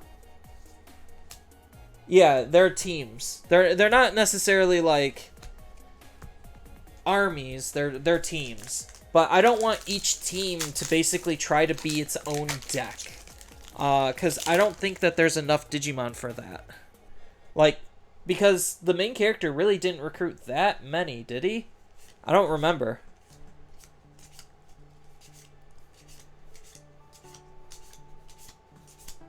Genku. I want a Survive set, though. Like, I think Survive would be a really fun set. Are you watching Bleach? Of course I am.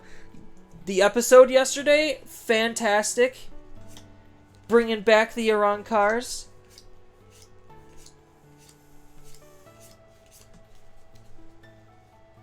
He recruited 17 Digimon? Okay, that's more than I thought. No, I love Bleach. Like, Bleach is like my action show. Like, I obviously watched Chainsaw Man before I streamed, but that's another one I'm watching. Usually, I unfortunately watch too much anime. I will admit to that. Because right now, I have a list. Like, I have a printed list of the anime that I'm watching, and it keeps getting bigger. So, I will admit I have a problem.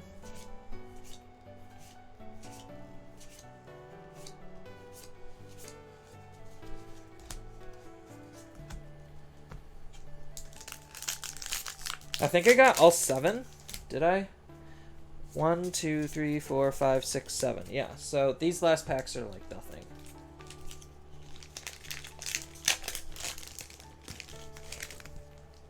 The clock shop, man? Maybe. These packs are getting too big for this box. But I know if I squish them down, they'll all fit.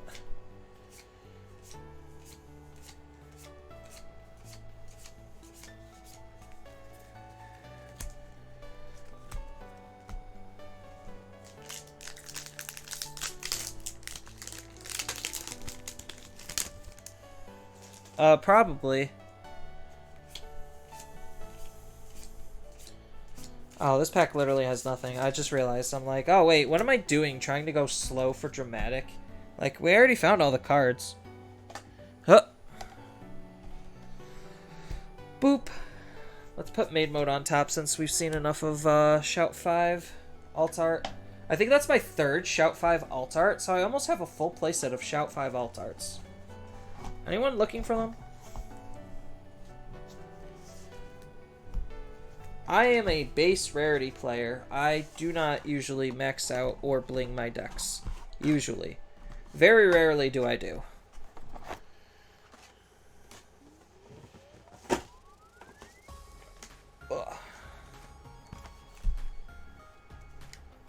Alright, we are on box, what, probably 8 or 9? I think this is 8, because there's only 1, 2, 3. Yeah, this is box 8.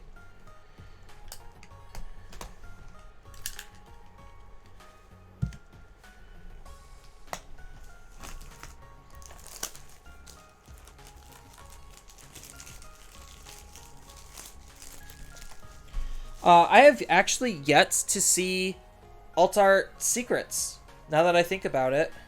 How many secrets did I get so far? So, I've got 1 and 1, 2,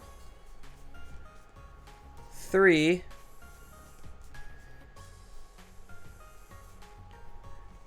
2, 3. So I'm at 3 and 3 on each. Okay. So these last couple of boxes are going to be spicy then. Because I still am due for at least 2 more. And then probably 2 secret alts. So another Taiki. Nice.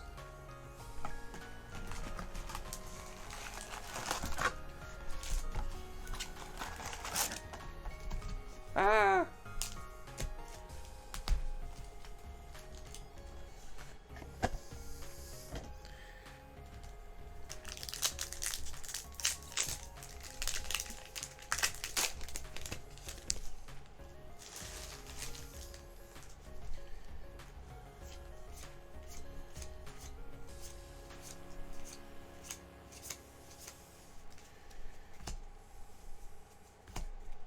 Boop.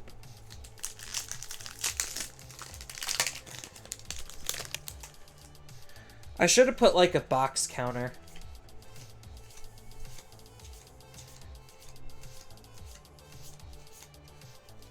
Digimon. Oh, so fun fact. I didn't know that like Raijinmon, Suijinmon, and the other one were the arms to Justimon. I had zero idea about that. So I thought that was pretty cool.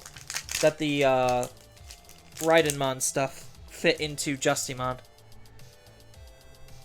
Like, lore-wise. There's so much, like, deep Digimon lore that I still don't even...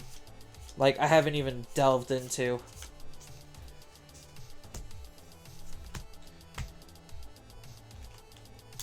Ah! I'm falling apart, chat.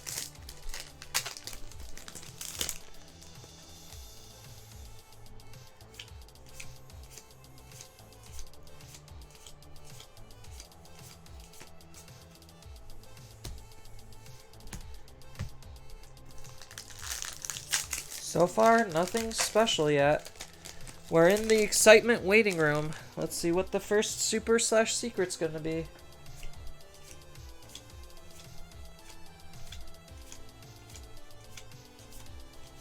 Oh, it's Genkumon. He's the first secret. Or super.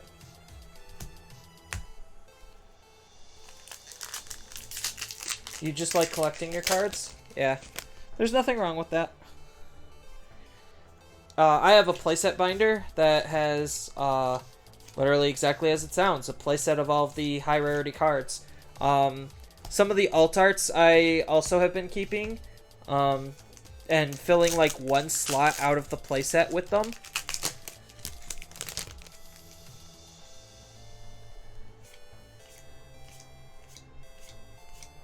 So that way I can have like the different versions. Oh my god, another one? I'm getting really unlucky with him. I know one person's very happy about me pulling him a lot, but I would rather see higher value cards, because I think like right now his market value is like $10. Versus some of the alt arts, other alt arts, which are like 40 or 50 right now. So at least I know I can move him. And Decker. So this box is pretty much a dud. Was that the same combo that I got before?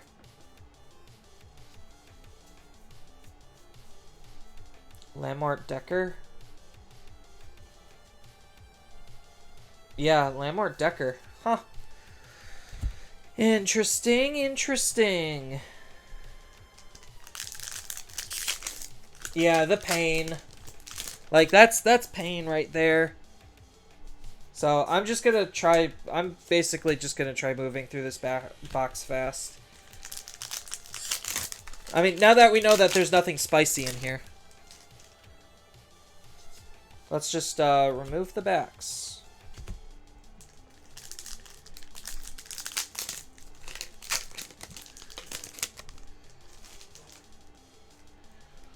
I'd be happy with the Decker, to be honest. Oh, like, I'm okay with the Decker. It's just the Lamert. He's, like, the whiff.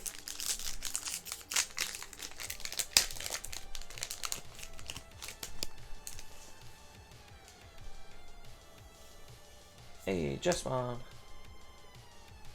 So, one of the people I follow on Twitter, Box 1, and he got Alpha.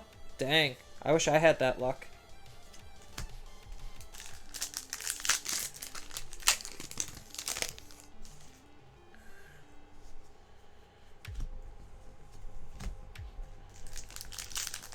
Like, now I'm just opening packs to find the supers.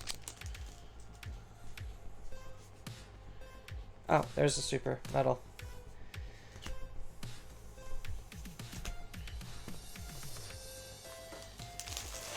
All this trash everywhere.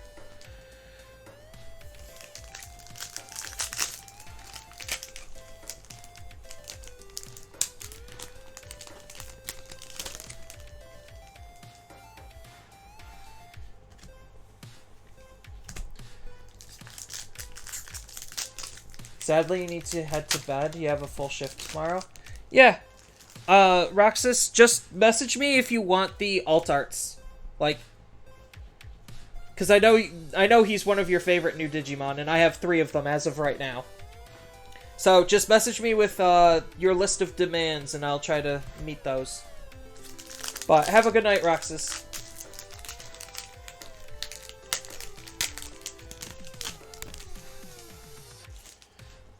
Ah.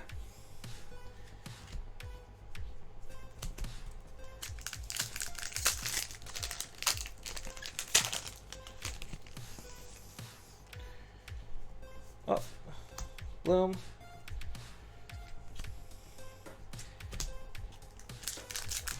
I'm actually kind of excited to build Bloom Lord. I think that deck looks fun. Like, Grandis wasn't really my green deck of choice, because he just felt like a red deck, to be honest. I'm just like, whatever. If I want to, like, beat people in the face for high amounts of damage, red's usually the color to do that. So I don't feel like I needed to play green for that style of gameplay. But Bloom Lord looks pretty fun, though.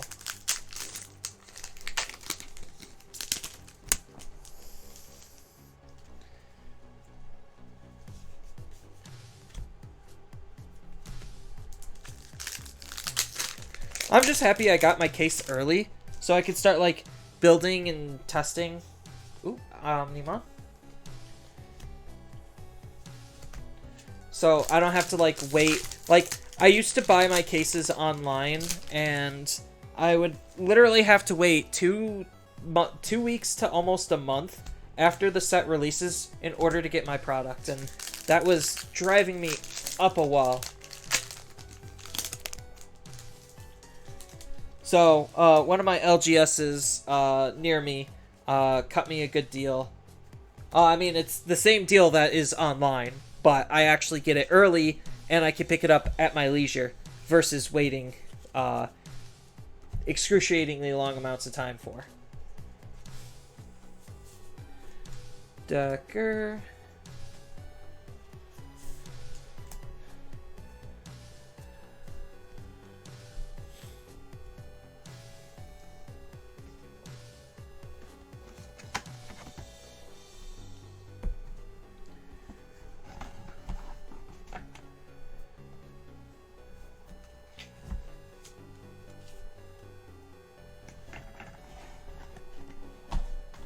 The boxes you buy is the 70 to 80. Yeah, that's about what I'm paying for. Like the case was about 800. Which is for the most part about average with a lot of other places. I know I could have theoretically got it for a little bit cheaper, but like I also want to support locals, so it's not like the price difference was that dramatic where it's like, oh, I'm saving $200 buying it from here. Hey, my first U. I haven't seen a Kenjiro box topper yet. But these last 3 boxes should ideally have some spicy stuff in it. So they should have at least... I haven't seen any alt art secrets though. That's actually kind of worrying me.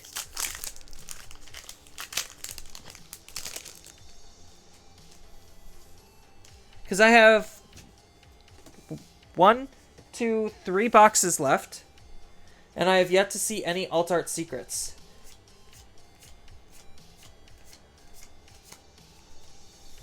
There's a clump. I've seen that combo a lot.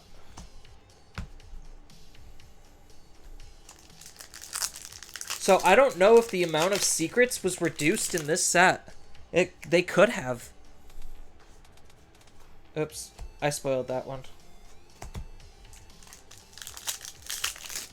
I was just in go mode from the last box being an utter disappointment.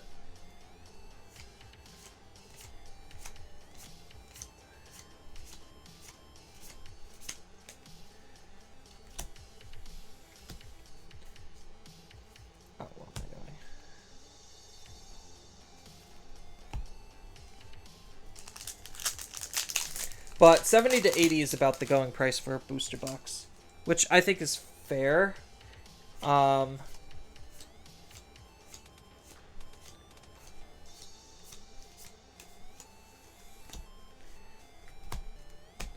Because that gives the stores enough profit room.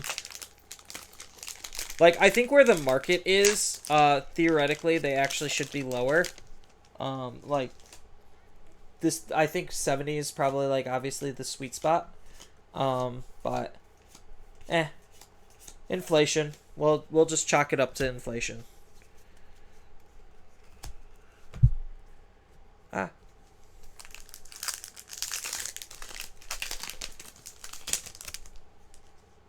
Oh, did my playlist? I think my playlist stopped. Hold on, chat.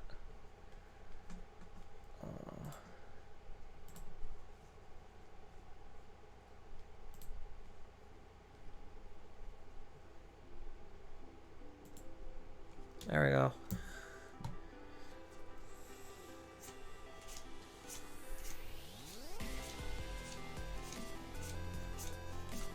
Venusmon.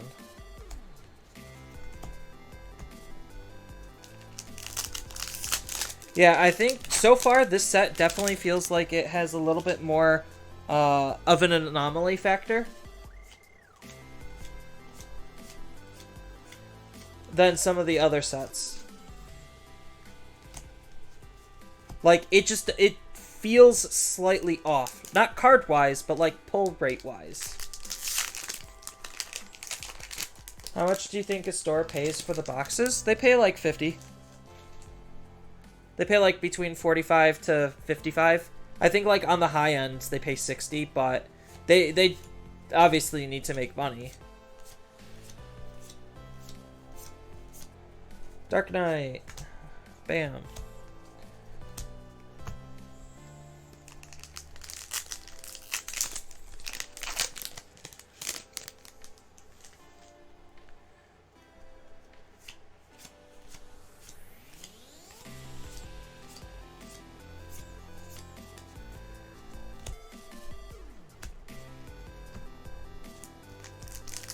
I only know this because I used to work at a game store, and I bought like literally wholesale from them all the time, and I was charged like 55, 60 bucks, so that way they have like a little bit of buffer room to make some money off of me. But for the most part, yeah, I think they pay like 50 bucks.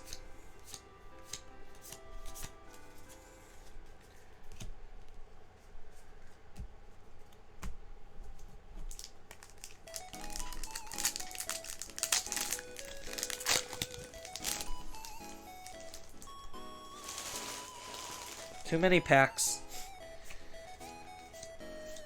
My garbage box is like filled to the brim with packs.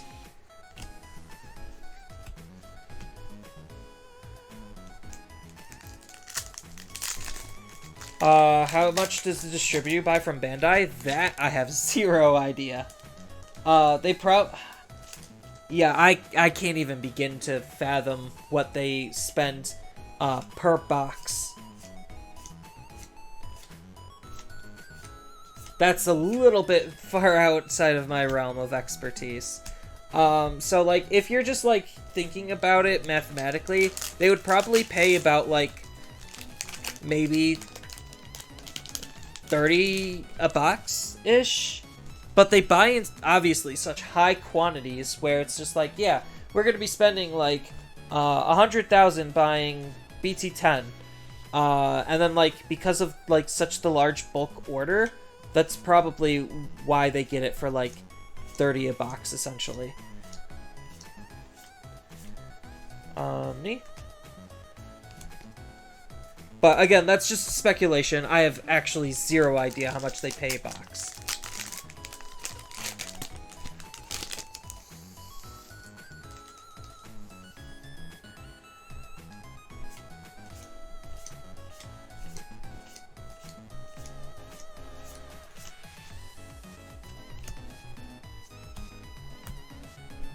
I'll move you guys up a little bit.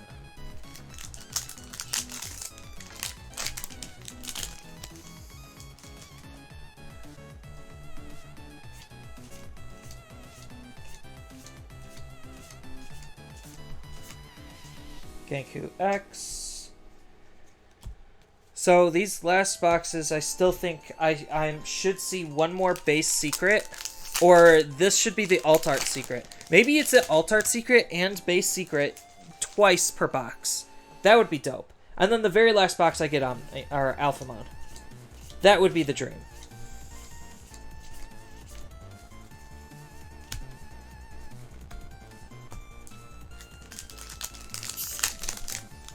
Oops. Rip that one right off.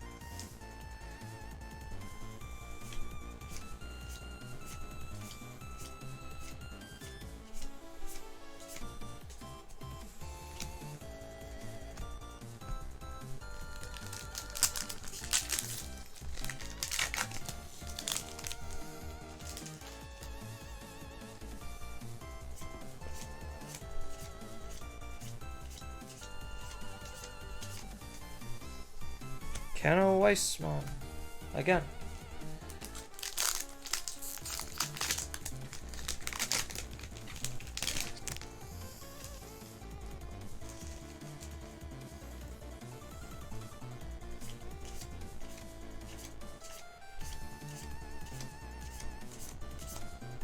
Sakuyamon, maid mode.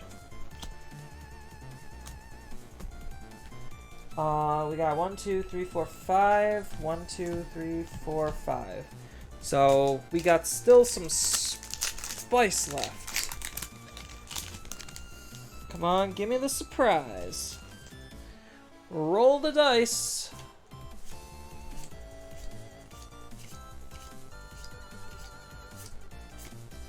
Jesmon.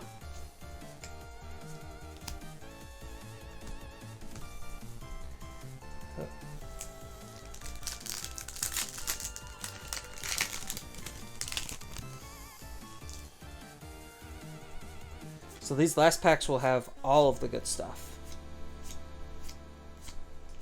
Huh. Metal Greymon.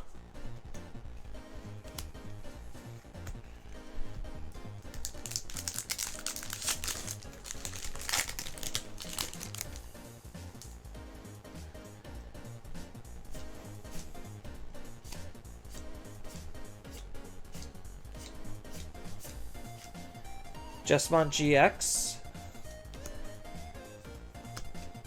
So there's Jesmon GX number 4.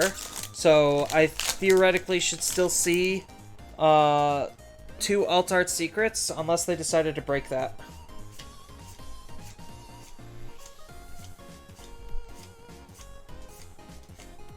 Jesmon GX alt art. See? Nailed it. I've opened so many cases, I just know what's coming.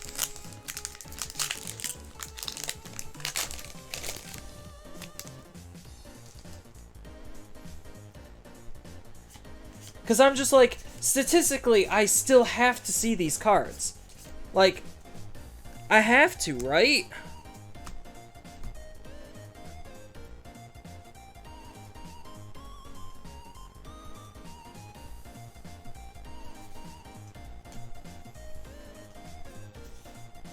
Bam! So, I should not see any more Jesmon GXs. No, I lied. I might see one. One more. My secret rare count is off. Or is it? I don't remember. I think it might be off by 1. Well, I guess technically off by 2. 1, 2, 3, 4, 5, 6, 7.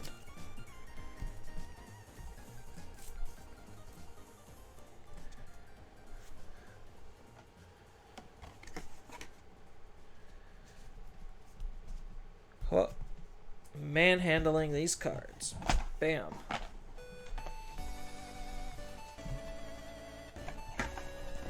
So that means in one of these boxes I should see Shoutmon, King version, and the alt art. That would be funny if I see them in one box again. And then if my last box is Alphamon as well, that would be dope. That would feel very good. Finally, Mercurymon.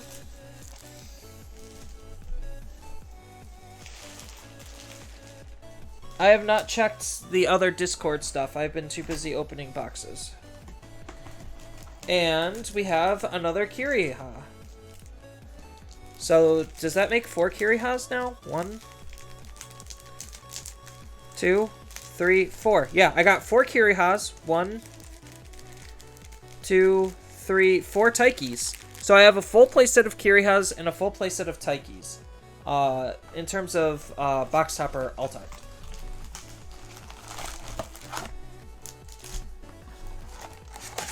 Is Mercurymon any good? Boop.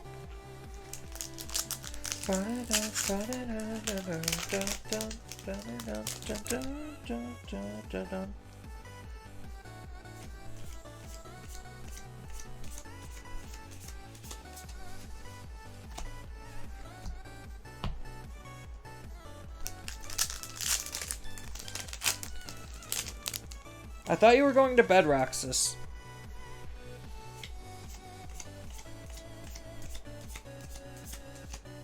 Oh, man. Okay.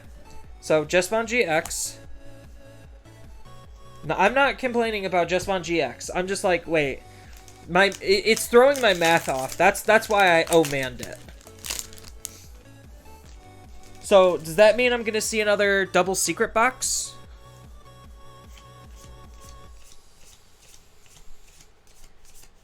Because, like, how is this math going to work? So, that's my 5th one.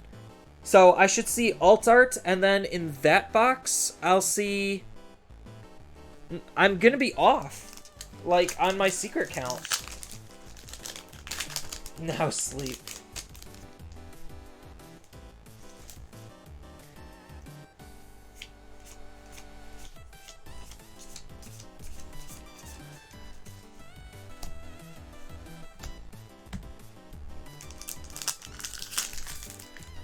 I mean, I guess if the one I'm gonna be off on is Shoutmon King version, like, hey, whatever. As long as I end up with a full playset of them.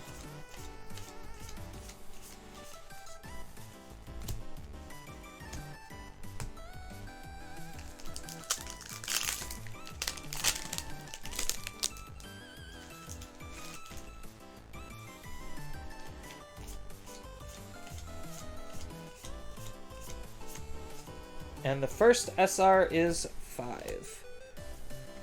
Cross 5!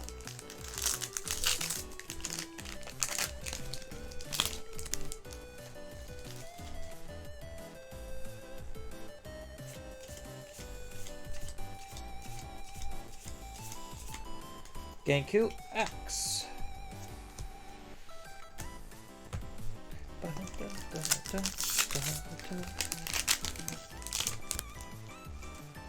Get that sick pack ASMR going.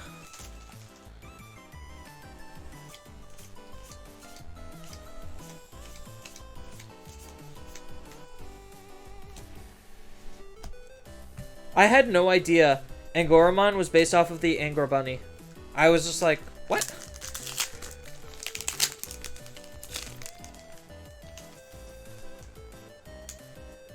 I didn't even know that was a thing.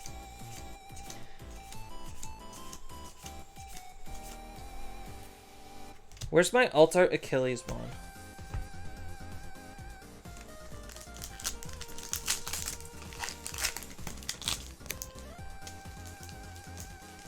So how many Pulsemon evolutions are we missing?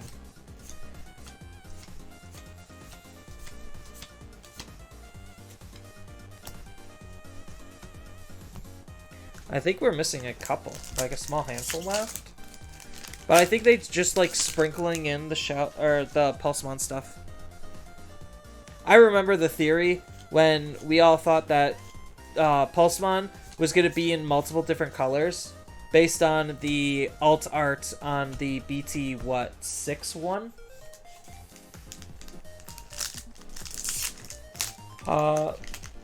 Your box, you get 7 SRs, 1 secret, and 1 alt. Yeah, that's pretty close.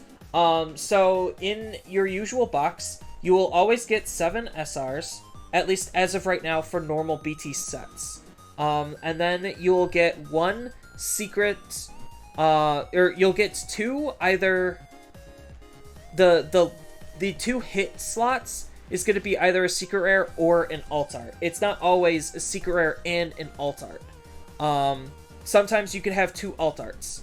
It's just whatever they feel like.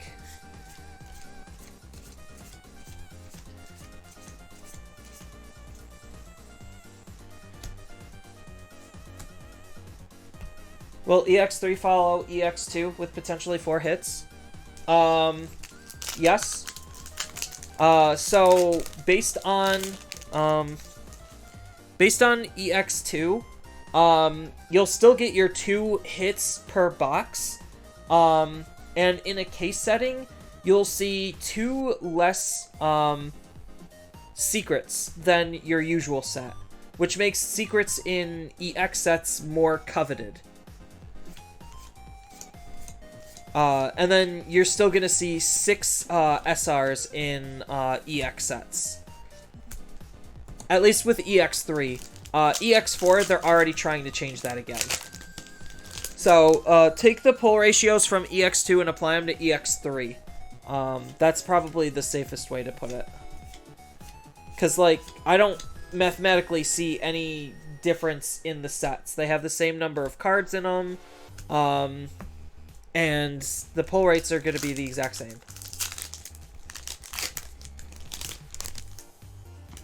So, Examon is actually going to be a pretty hard card to get.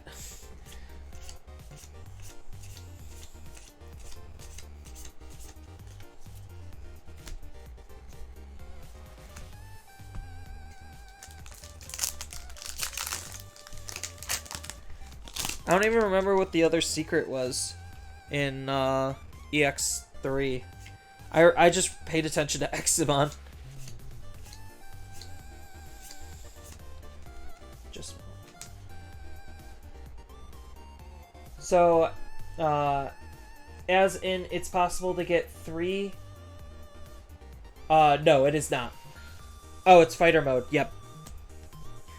It's gonna be 2 hits per box, usually. Oh, but as far as the alt arts, yeah, the alt arts is gonna be it's gonna replace the missing super slot. Is with another alt art slot, basically.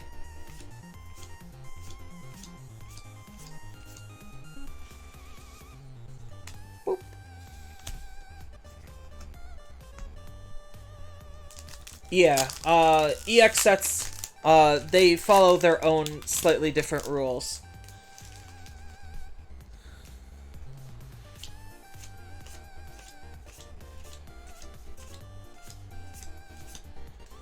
Bloom Lord.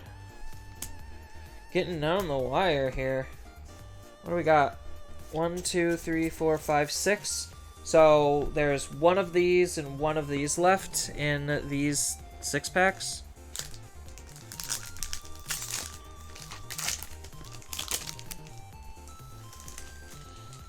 My trash is so full. Hey. Sorry, I'm just skipping right to the end. Although, the suspense is still alive because there's still a secret/alt art.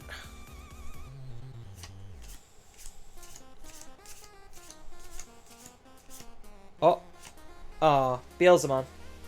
Not bad. Alt art Beelzemon. Can't complain.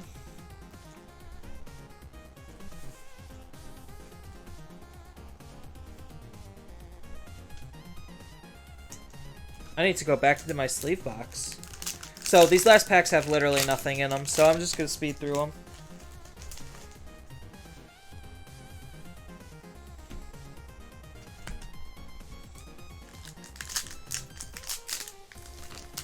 Yeah, BT12, they have 20. So BT12 is going to behave more like our...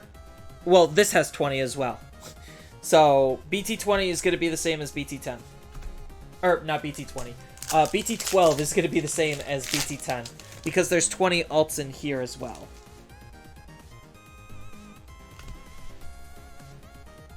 But it's weird. I didn't see, like, this large spread of alts. They were all pretty condensed in the samey. Which isn't, like, a bad thing, but I wish, like, I had a little bit of a better spread. The 3 Lammerts kind of suck. At least, like, financially, because it's, like, the dud card. I know one person who will be very happy to have them.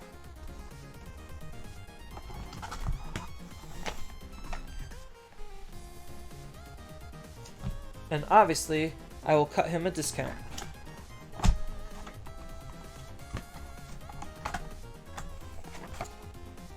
One box left? Oh, that was almost a timber.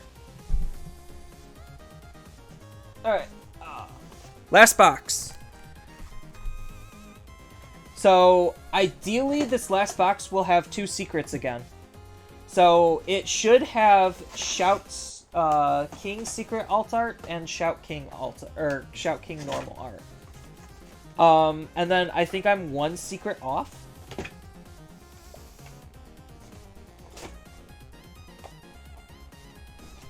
Ugh.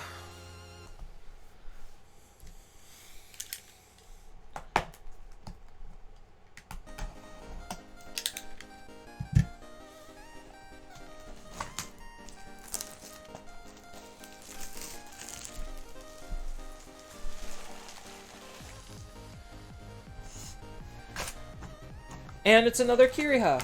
Okay. So now I have 5 Kiriha box toppers.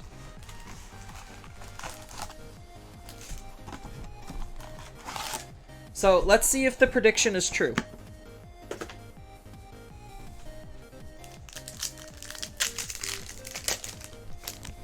I mean, obviously I would like an Alphamon.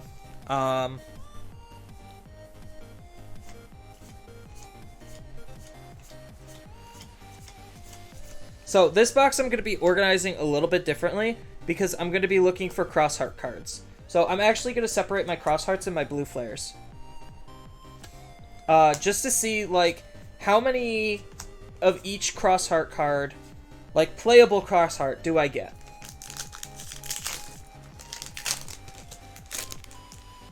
Like, for the Crossheart deck.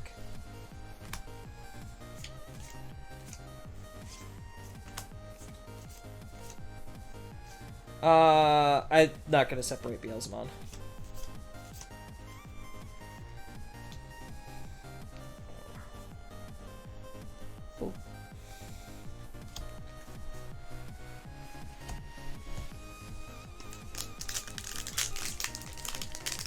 Because I'm just curious, like, how many boxes would your average person need to buy to build a basic Crosshearts deck?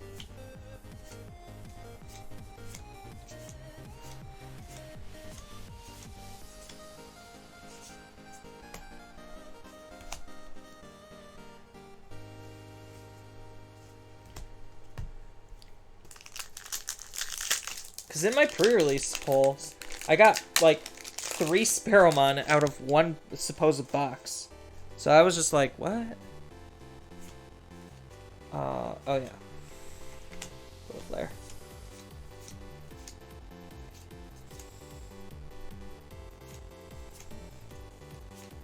Venus.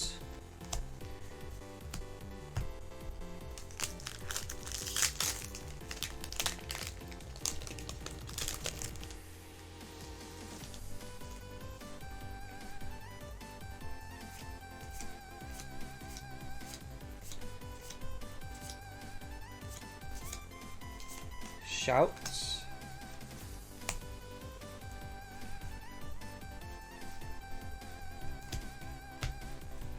I mean, technically Baby Dew goes with this, but I'm not going to separate it.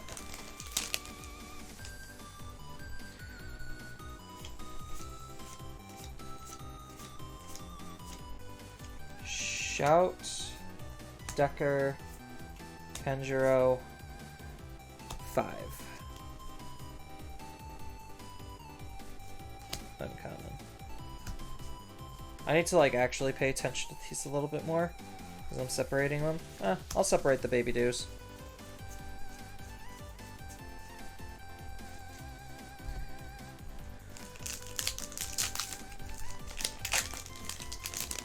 I probably should have done this, like, at the beginning, but it makes the end a little bit more interesting. I don't think I put them in my playables. There we go.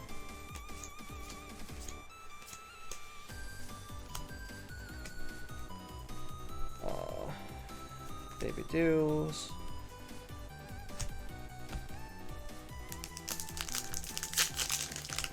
Yeah, something about the set is feeling off, pull-wise. I can't, like, quite put my finger on it.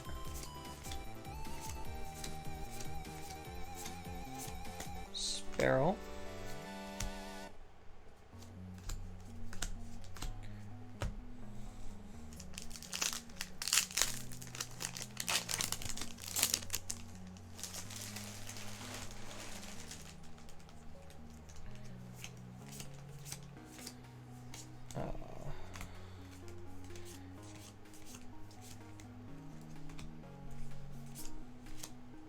Oh, Alt Art Sparrow. That's not exactly what I want.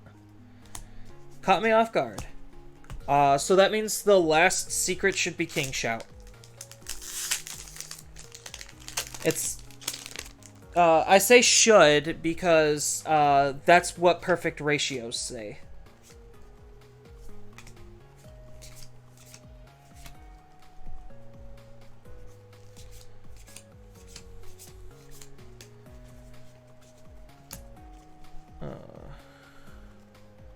Uncommon, uncommon, uncommon, common.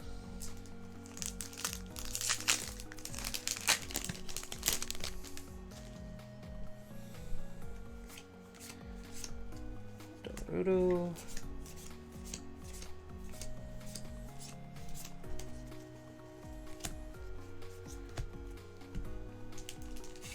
I do like Sparrowmon's alt art though.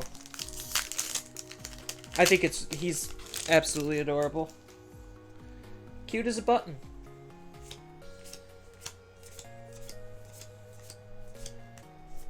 Boop. Boop.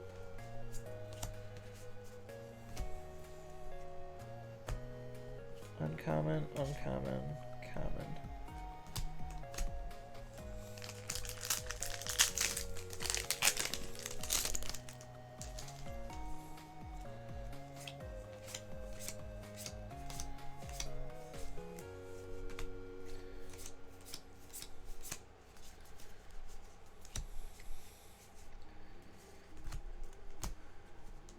So what am I at right now?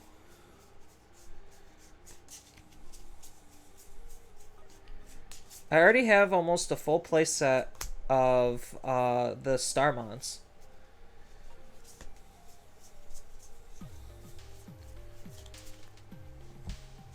Did I miss one? I did not. Okay.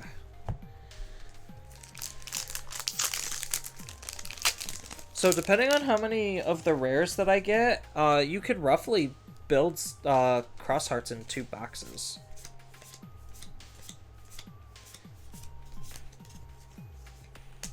Yeah, it just all depends on the rares.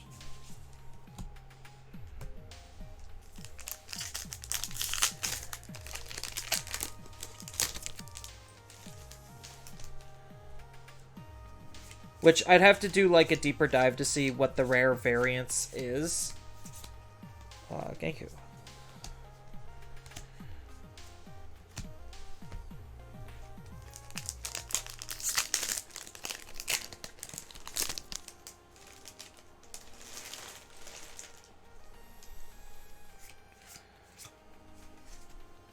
Ballista, Darudo.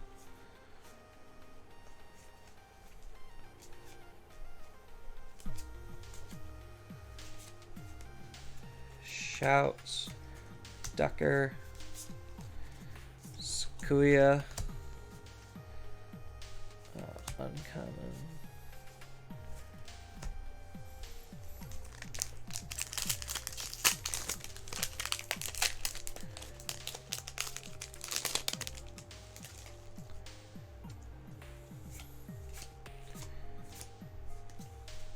Gauss,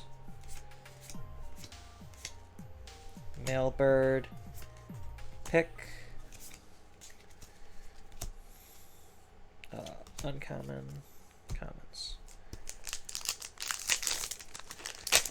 I think Blue Flares is a little bit less feasible out of like 1 to 2 boxes. Like you could get a lot of the core parts, but I think because the deck isn't as self-contained, it's definitely going to be the harder build. From scratch, I mean, like buying booster boxes from scratch, he's going to be the harder build. But that was probably just a given. Just because he has less Digimon going on.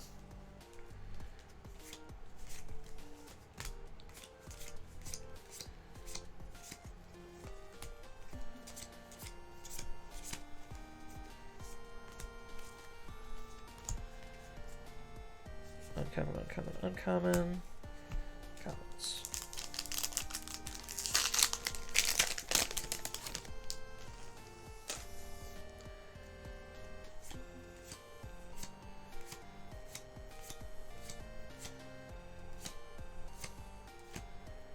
Alt Art Minerva. So yeah, I am definitely boned on my secrets. I am off compared to what I usually am. So that sucks. So it looks like their ratios were a little bit more randomized this time. I think it's because of the Alphamon. It might have just screwed up some of the math that went into it. But who knows what the actual cause is.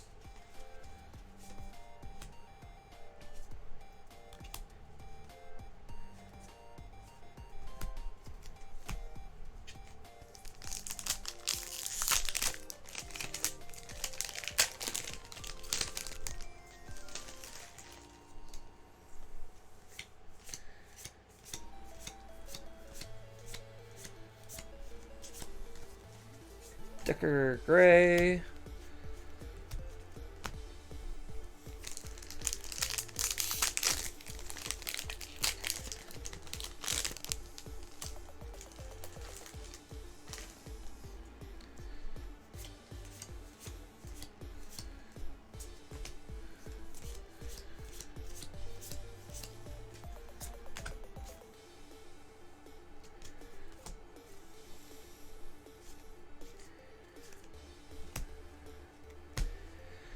Hold on, one more.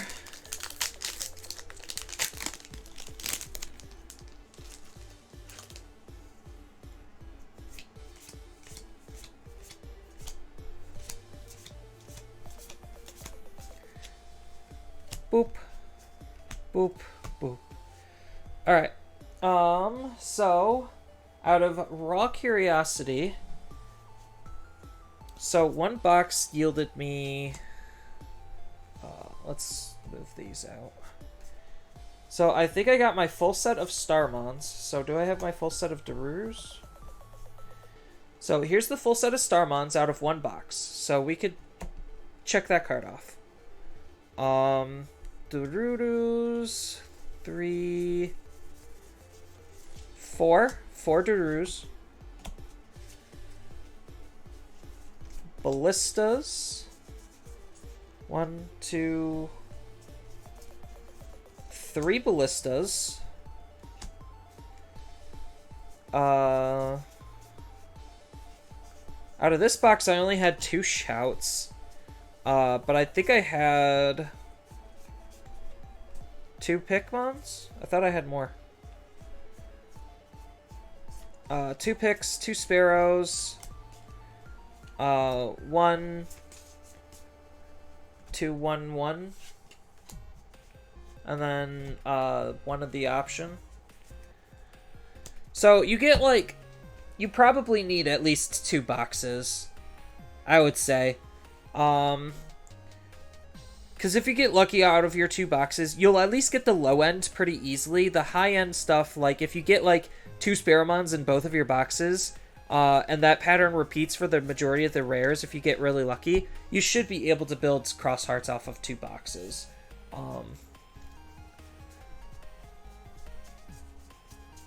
Blue Flare's kind of in a similar position.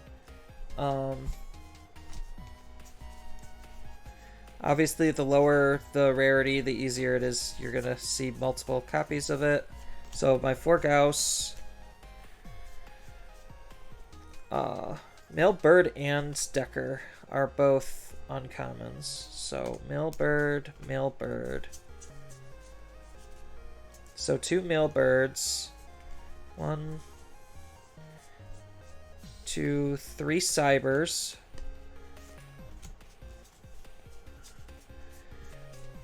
2 Deckers. 2 Greys, 2 Kiris. Which Curies arguably would go into here, but for the sake of the example, 1 and 1, and then 2 babies. Yeah, so you're at least going to need... Blue Flares is obviously going to be a little bit more complicated because the Keycard Metal Gray is not a low rarity card, so if you were just pulling boxes, obviously Blue Flares would be harder to get.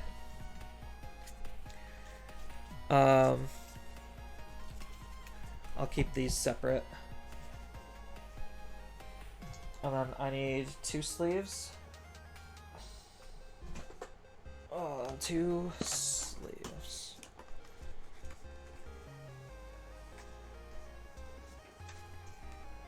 Uh-oh.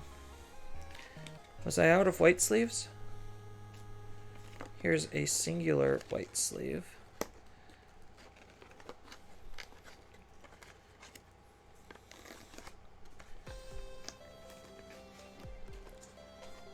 I'll just use blue. That's fine. 2 blue. Alright. So that was a fun thought experiment on how many boxes that you would need in order to build cross hearts. The answer is you could probably get away with 2 if you're lucky. 3 is obviously the safe bet. How many alphas did I get? I got 5 alphas. They just wanted to come and see me. No, I got 0 alphas. That should almost be expected.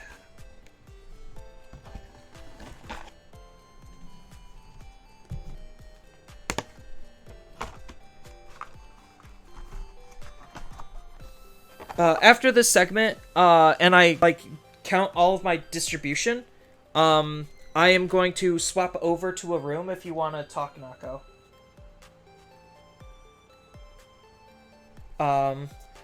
But here comes the fun part. So, do we want to open these up first? Let's open these up first. So, keep the Taiki.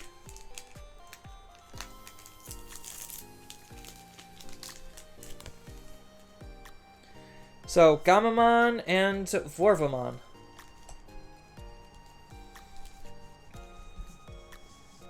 I'd be shocked if I see any duplicates. In terms of, like, cards coming out of this. Oops. Oh, come on, pack. Thank you. What? Oh, a Vorvamon. Wow. Alright, color me shocked. I just said I didn't want any duplicates, and of course I get one of the worst ones. Yeah, Gamamon's gonna be in all of them. They really wanted to make sure that you got Gamamon. Oh, I spoiled that one. I got a tie. Bam! Tie! Foil! So, I'm gonna have a butt ton of these Gamamons.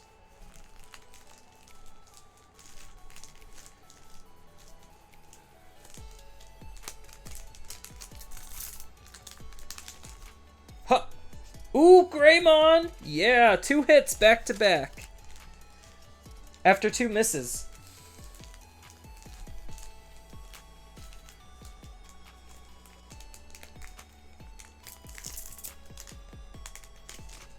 Huh! Another tie! Heck yeah! Wow. I'm good at this. Except I'm not, because my pulls were kind of mediocre in here. Alright. Am I gonna get another Greymon? Huh! Monochromon. Not terrible. Not what I'm looking for, though.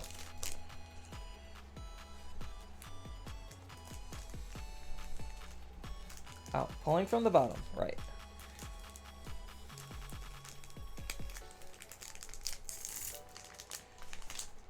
Huh! Biomon. Again, not fantastic. I like how she's crying from Agumon. It's adorable. The expressionism on the art. Ha! A Lavagarati.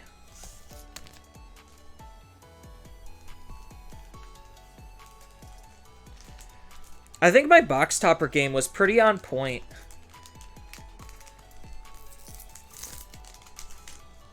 Huh. Another Monocro. Wargray would be really nice. Do you have a Wargray? Huh. Ooh, Digimon. It's not bad. It's not the draw one, though. Alright, Christopher, you've been giving me the good stuff.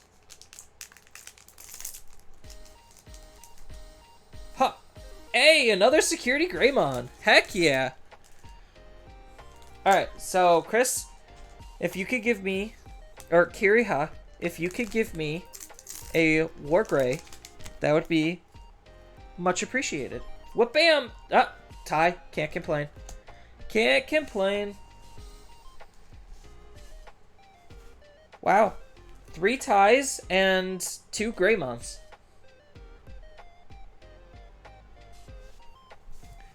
So...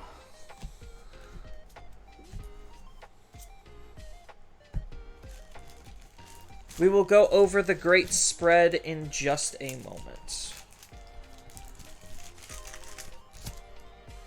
So, let's have some fun, and should we open up the pre-release packs, or should I not even bother?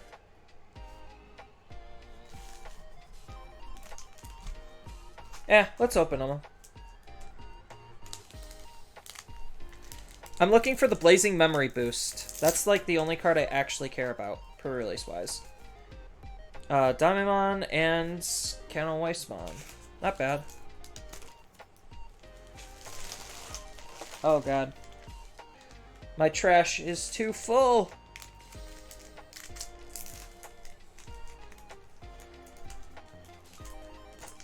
Shoutmon and Ruri. Not bad. The Shoutmon, I think, is good.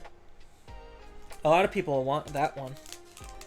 Like, obviously, if I get anything Cross Hearts, it's like gold. Male Bird and CL.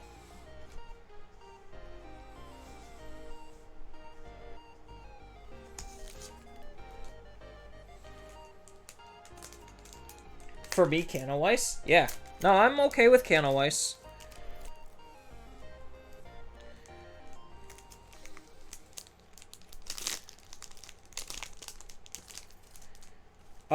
Beelzemon and Nene. I know people would rather have the alt art, Beelzemon, than the pre-release one. Garbage and, hey, Shout 4. So, I think, let's just, there we go.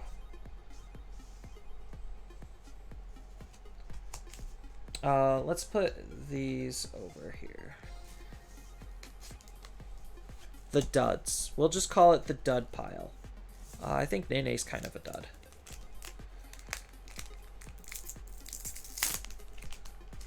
Another Beelzemon. Hey, yes! Blazing Memory Boost. It has the correct name. It makes my OCD not go completely insane. Mailbird, cross 5, okay. So 2 Mailbirds. So I'm just gonna put my duplicates out, and then obviously separate the Shout stuff.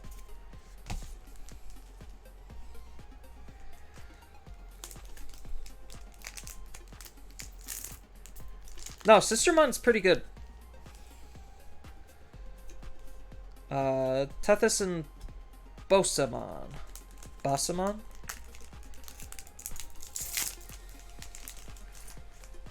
Shout and Greymon. Not bad.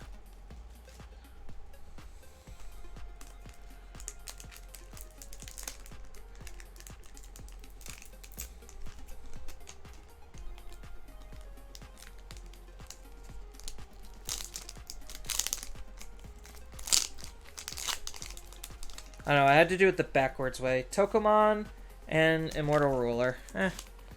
Not exciting there.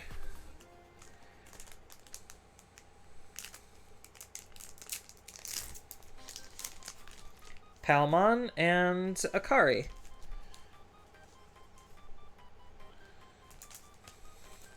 Only one Blazing?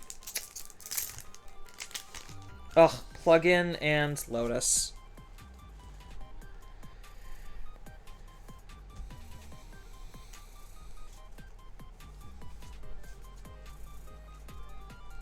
Alright.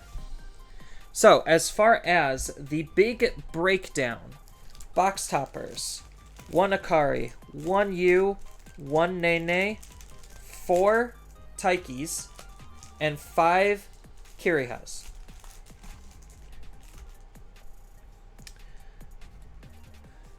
And now we get to do the spread. So, alt arts.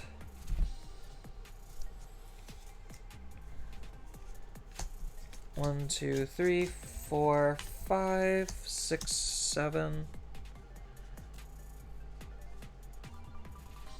Oh. I grabbed 2 piles. Alt art. Shout. Sakuya. Boop, boop. Bloom. Jess. Omni. That was the last one. Where's Maid? There you are. Maid mode. Jess. Metal.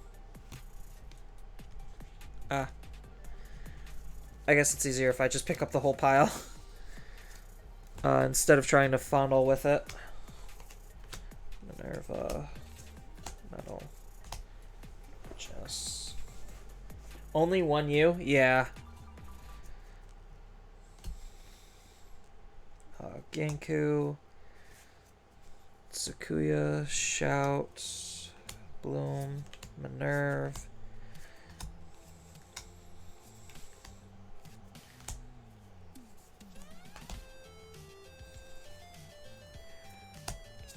Nerve, Bloom, Metal. I think I have like an overabundance on Jesmons. Alpha, King.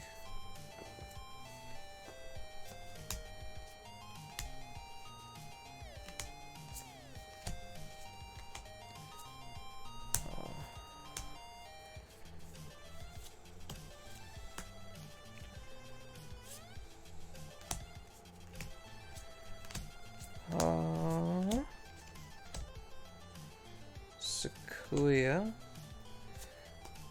Other BLs.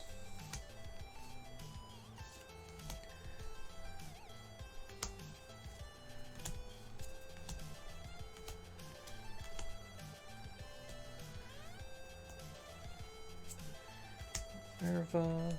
Shout. I feel like I don't have as many shouts as I want. Something tells me I don't. Like, I got, like, literally a Jesmon in almost every single box, it felt like.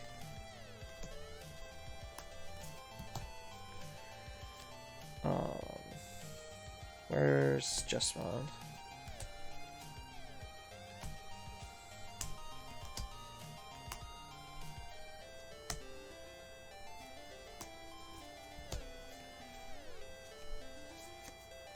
Yeah, I'm definitely short on shouts.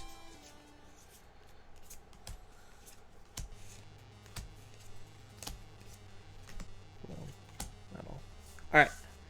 So, 1, 2, 3, 4, 5, 6, 7. 1, 2, 3, 4, 5, 6, 7.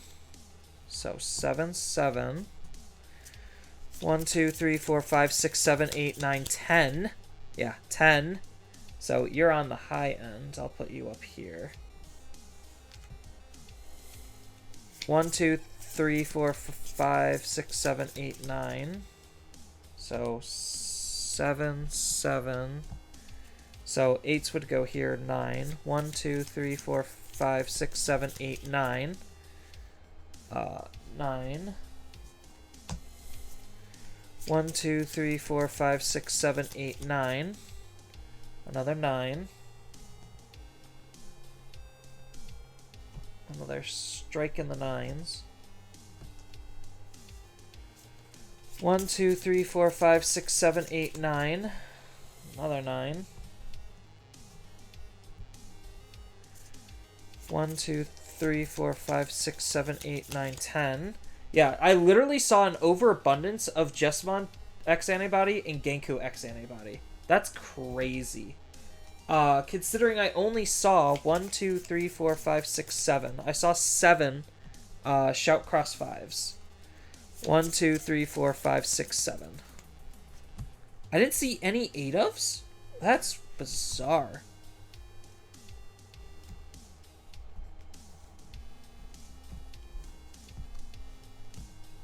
So 7, 9, 10.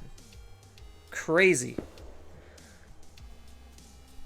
1, 2, 3, 4, 5. 5 Jesmon GXs to 3 kings.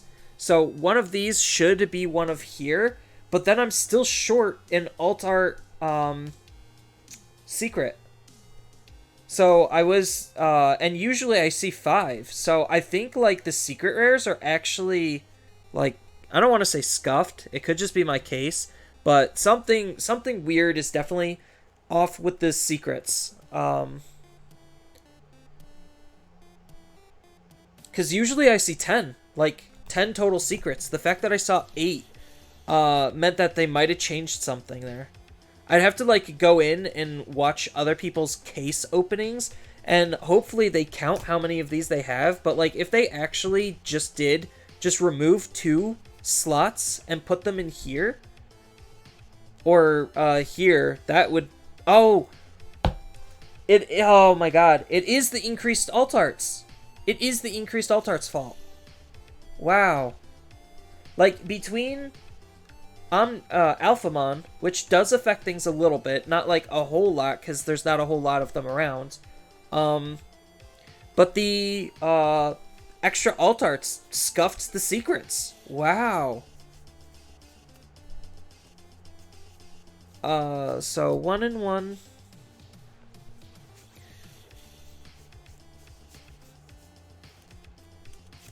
Two BLs.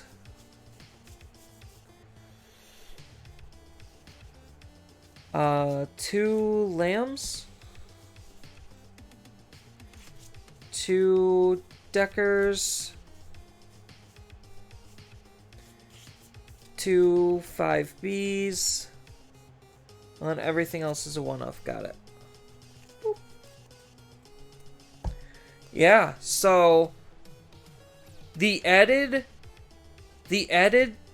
alt arts might have this isn't hard proof, this is only one case, but I'm thinking that the added alt arts might have scuffed the secrets.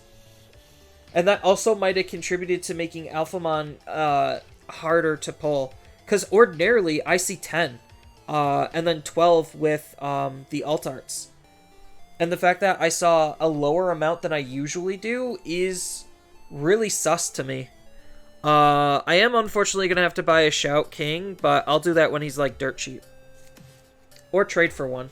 One of the two. At least I'm happy that like all my extras were like I got an extra GX and an alt art one. Like over the King. But yeah, so that's my breakdown. I think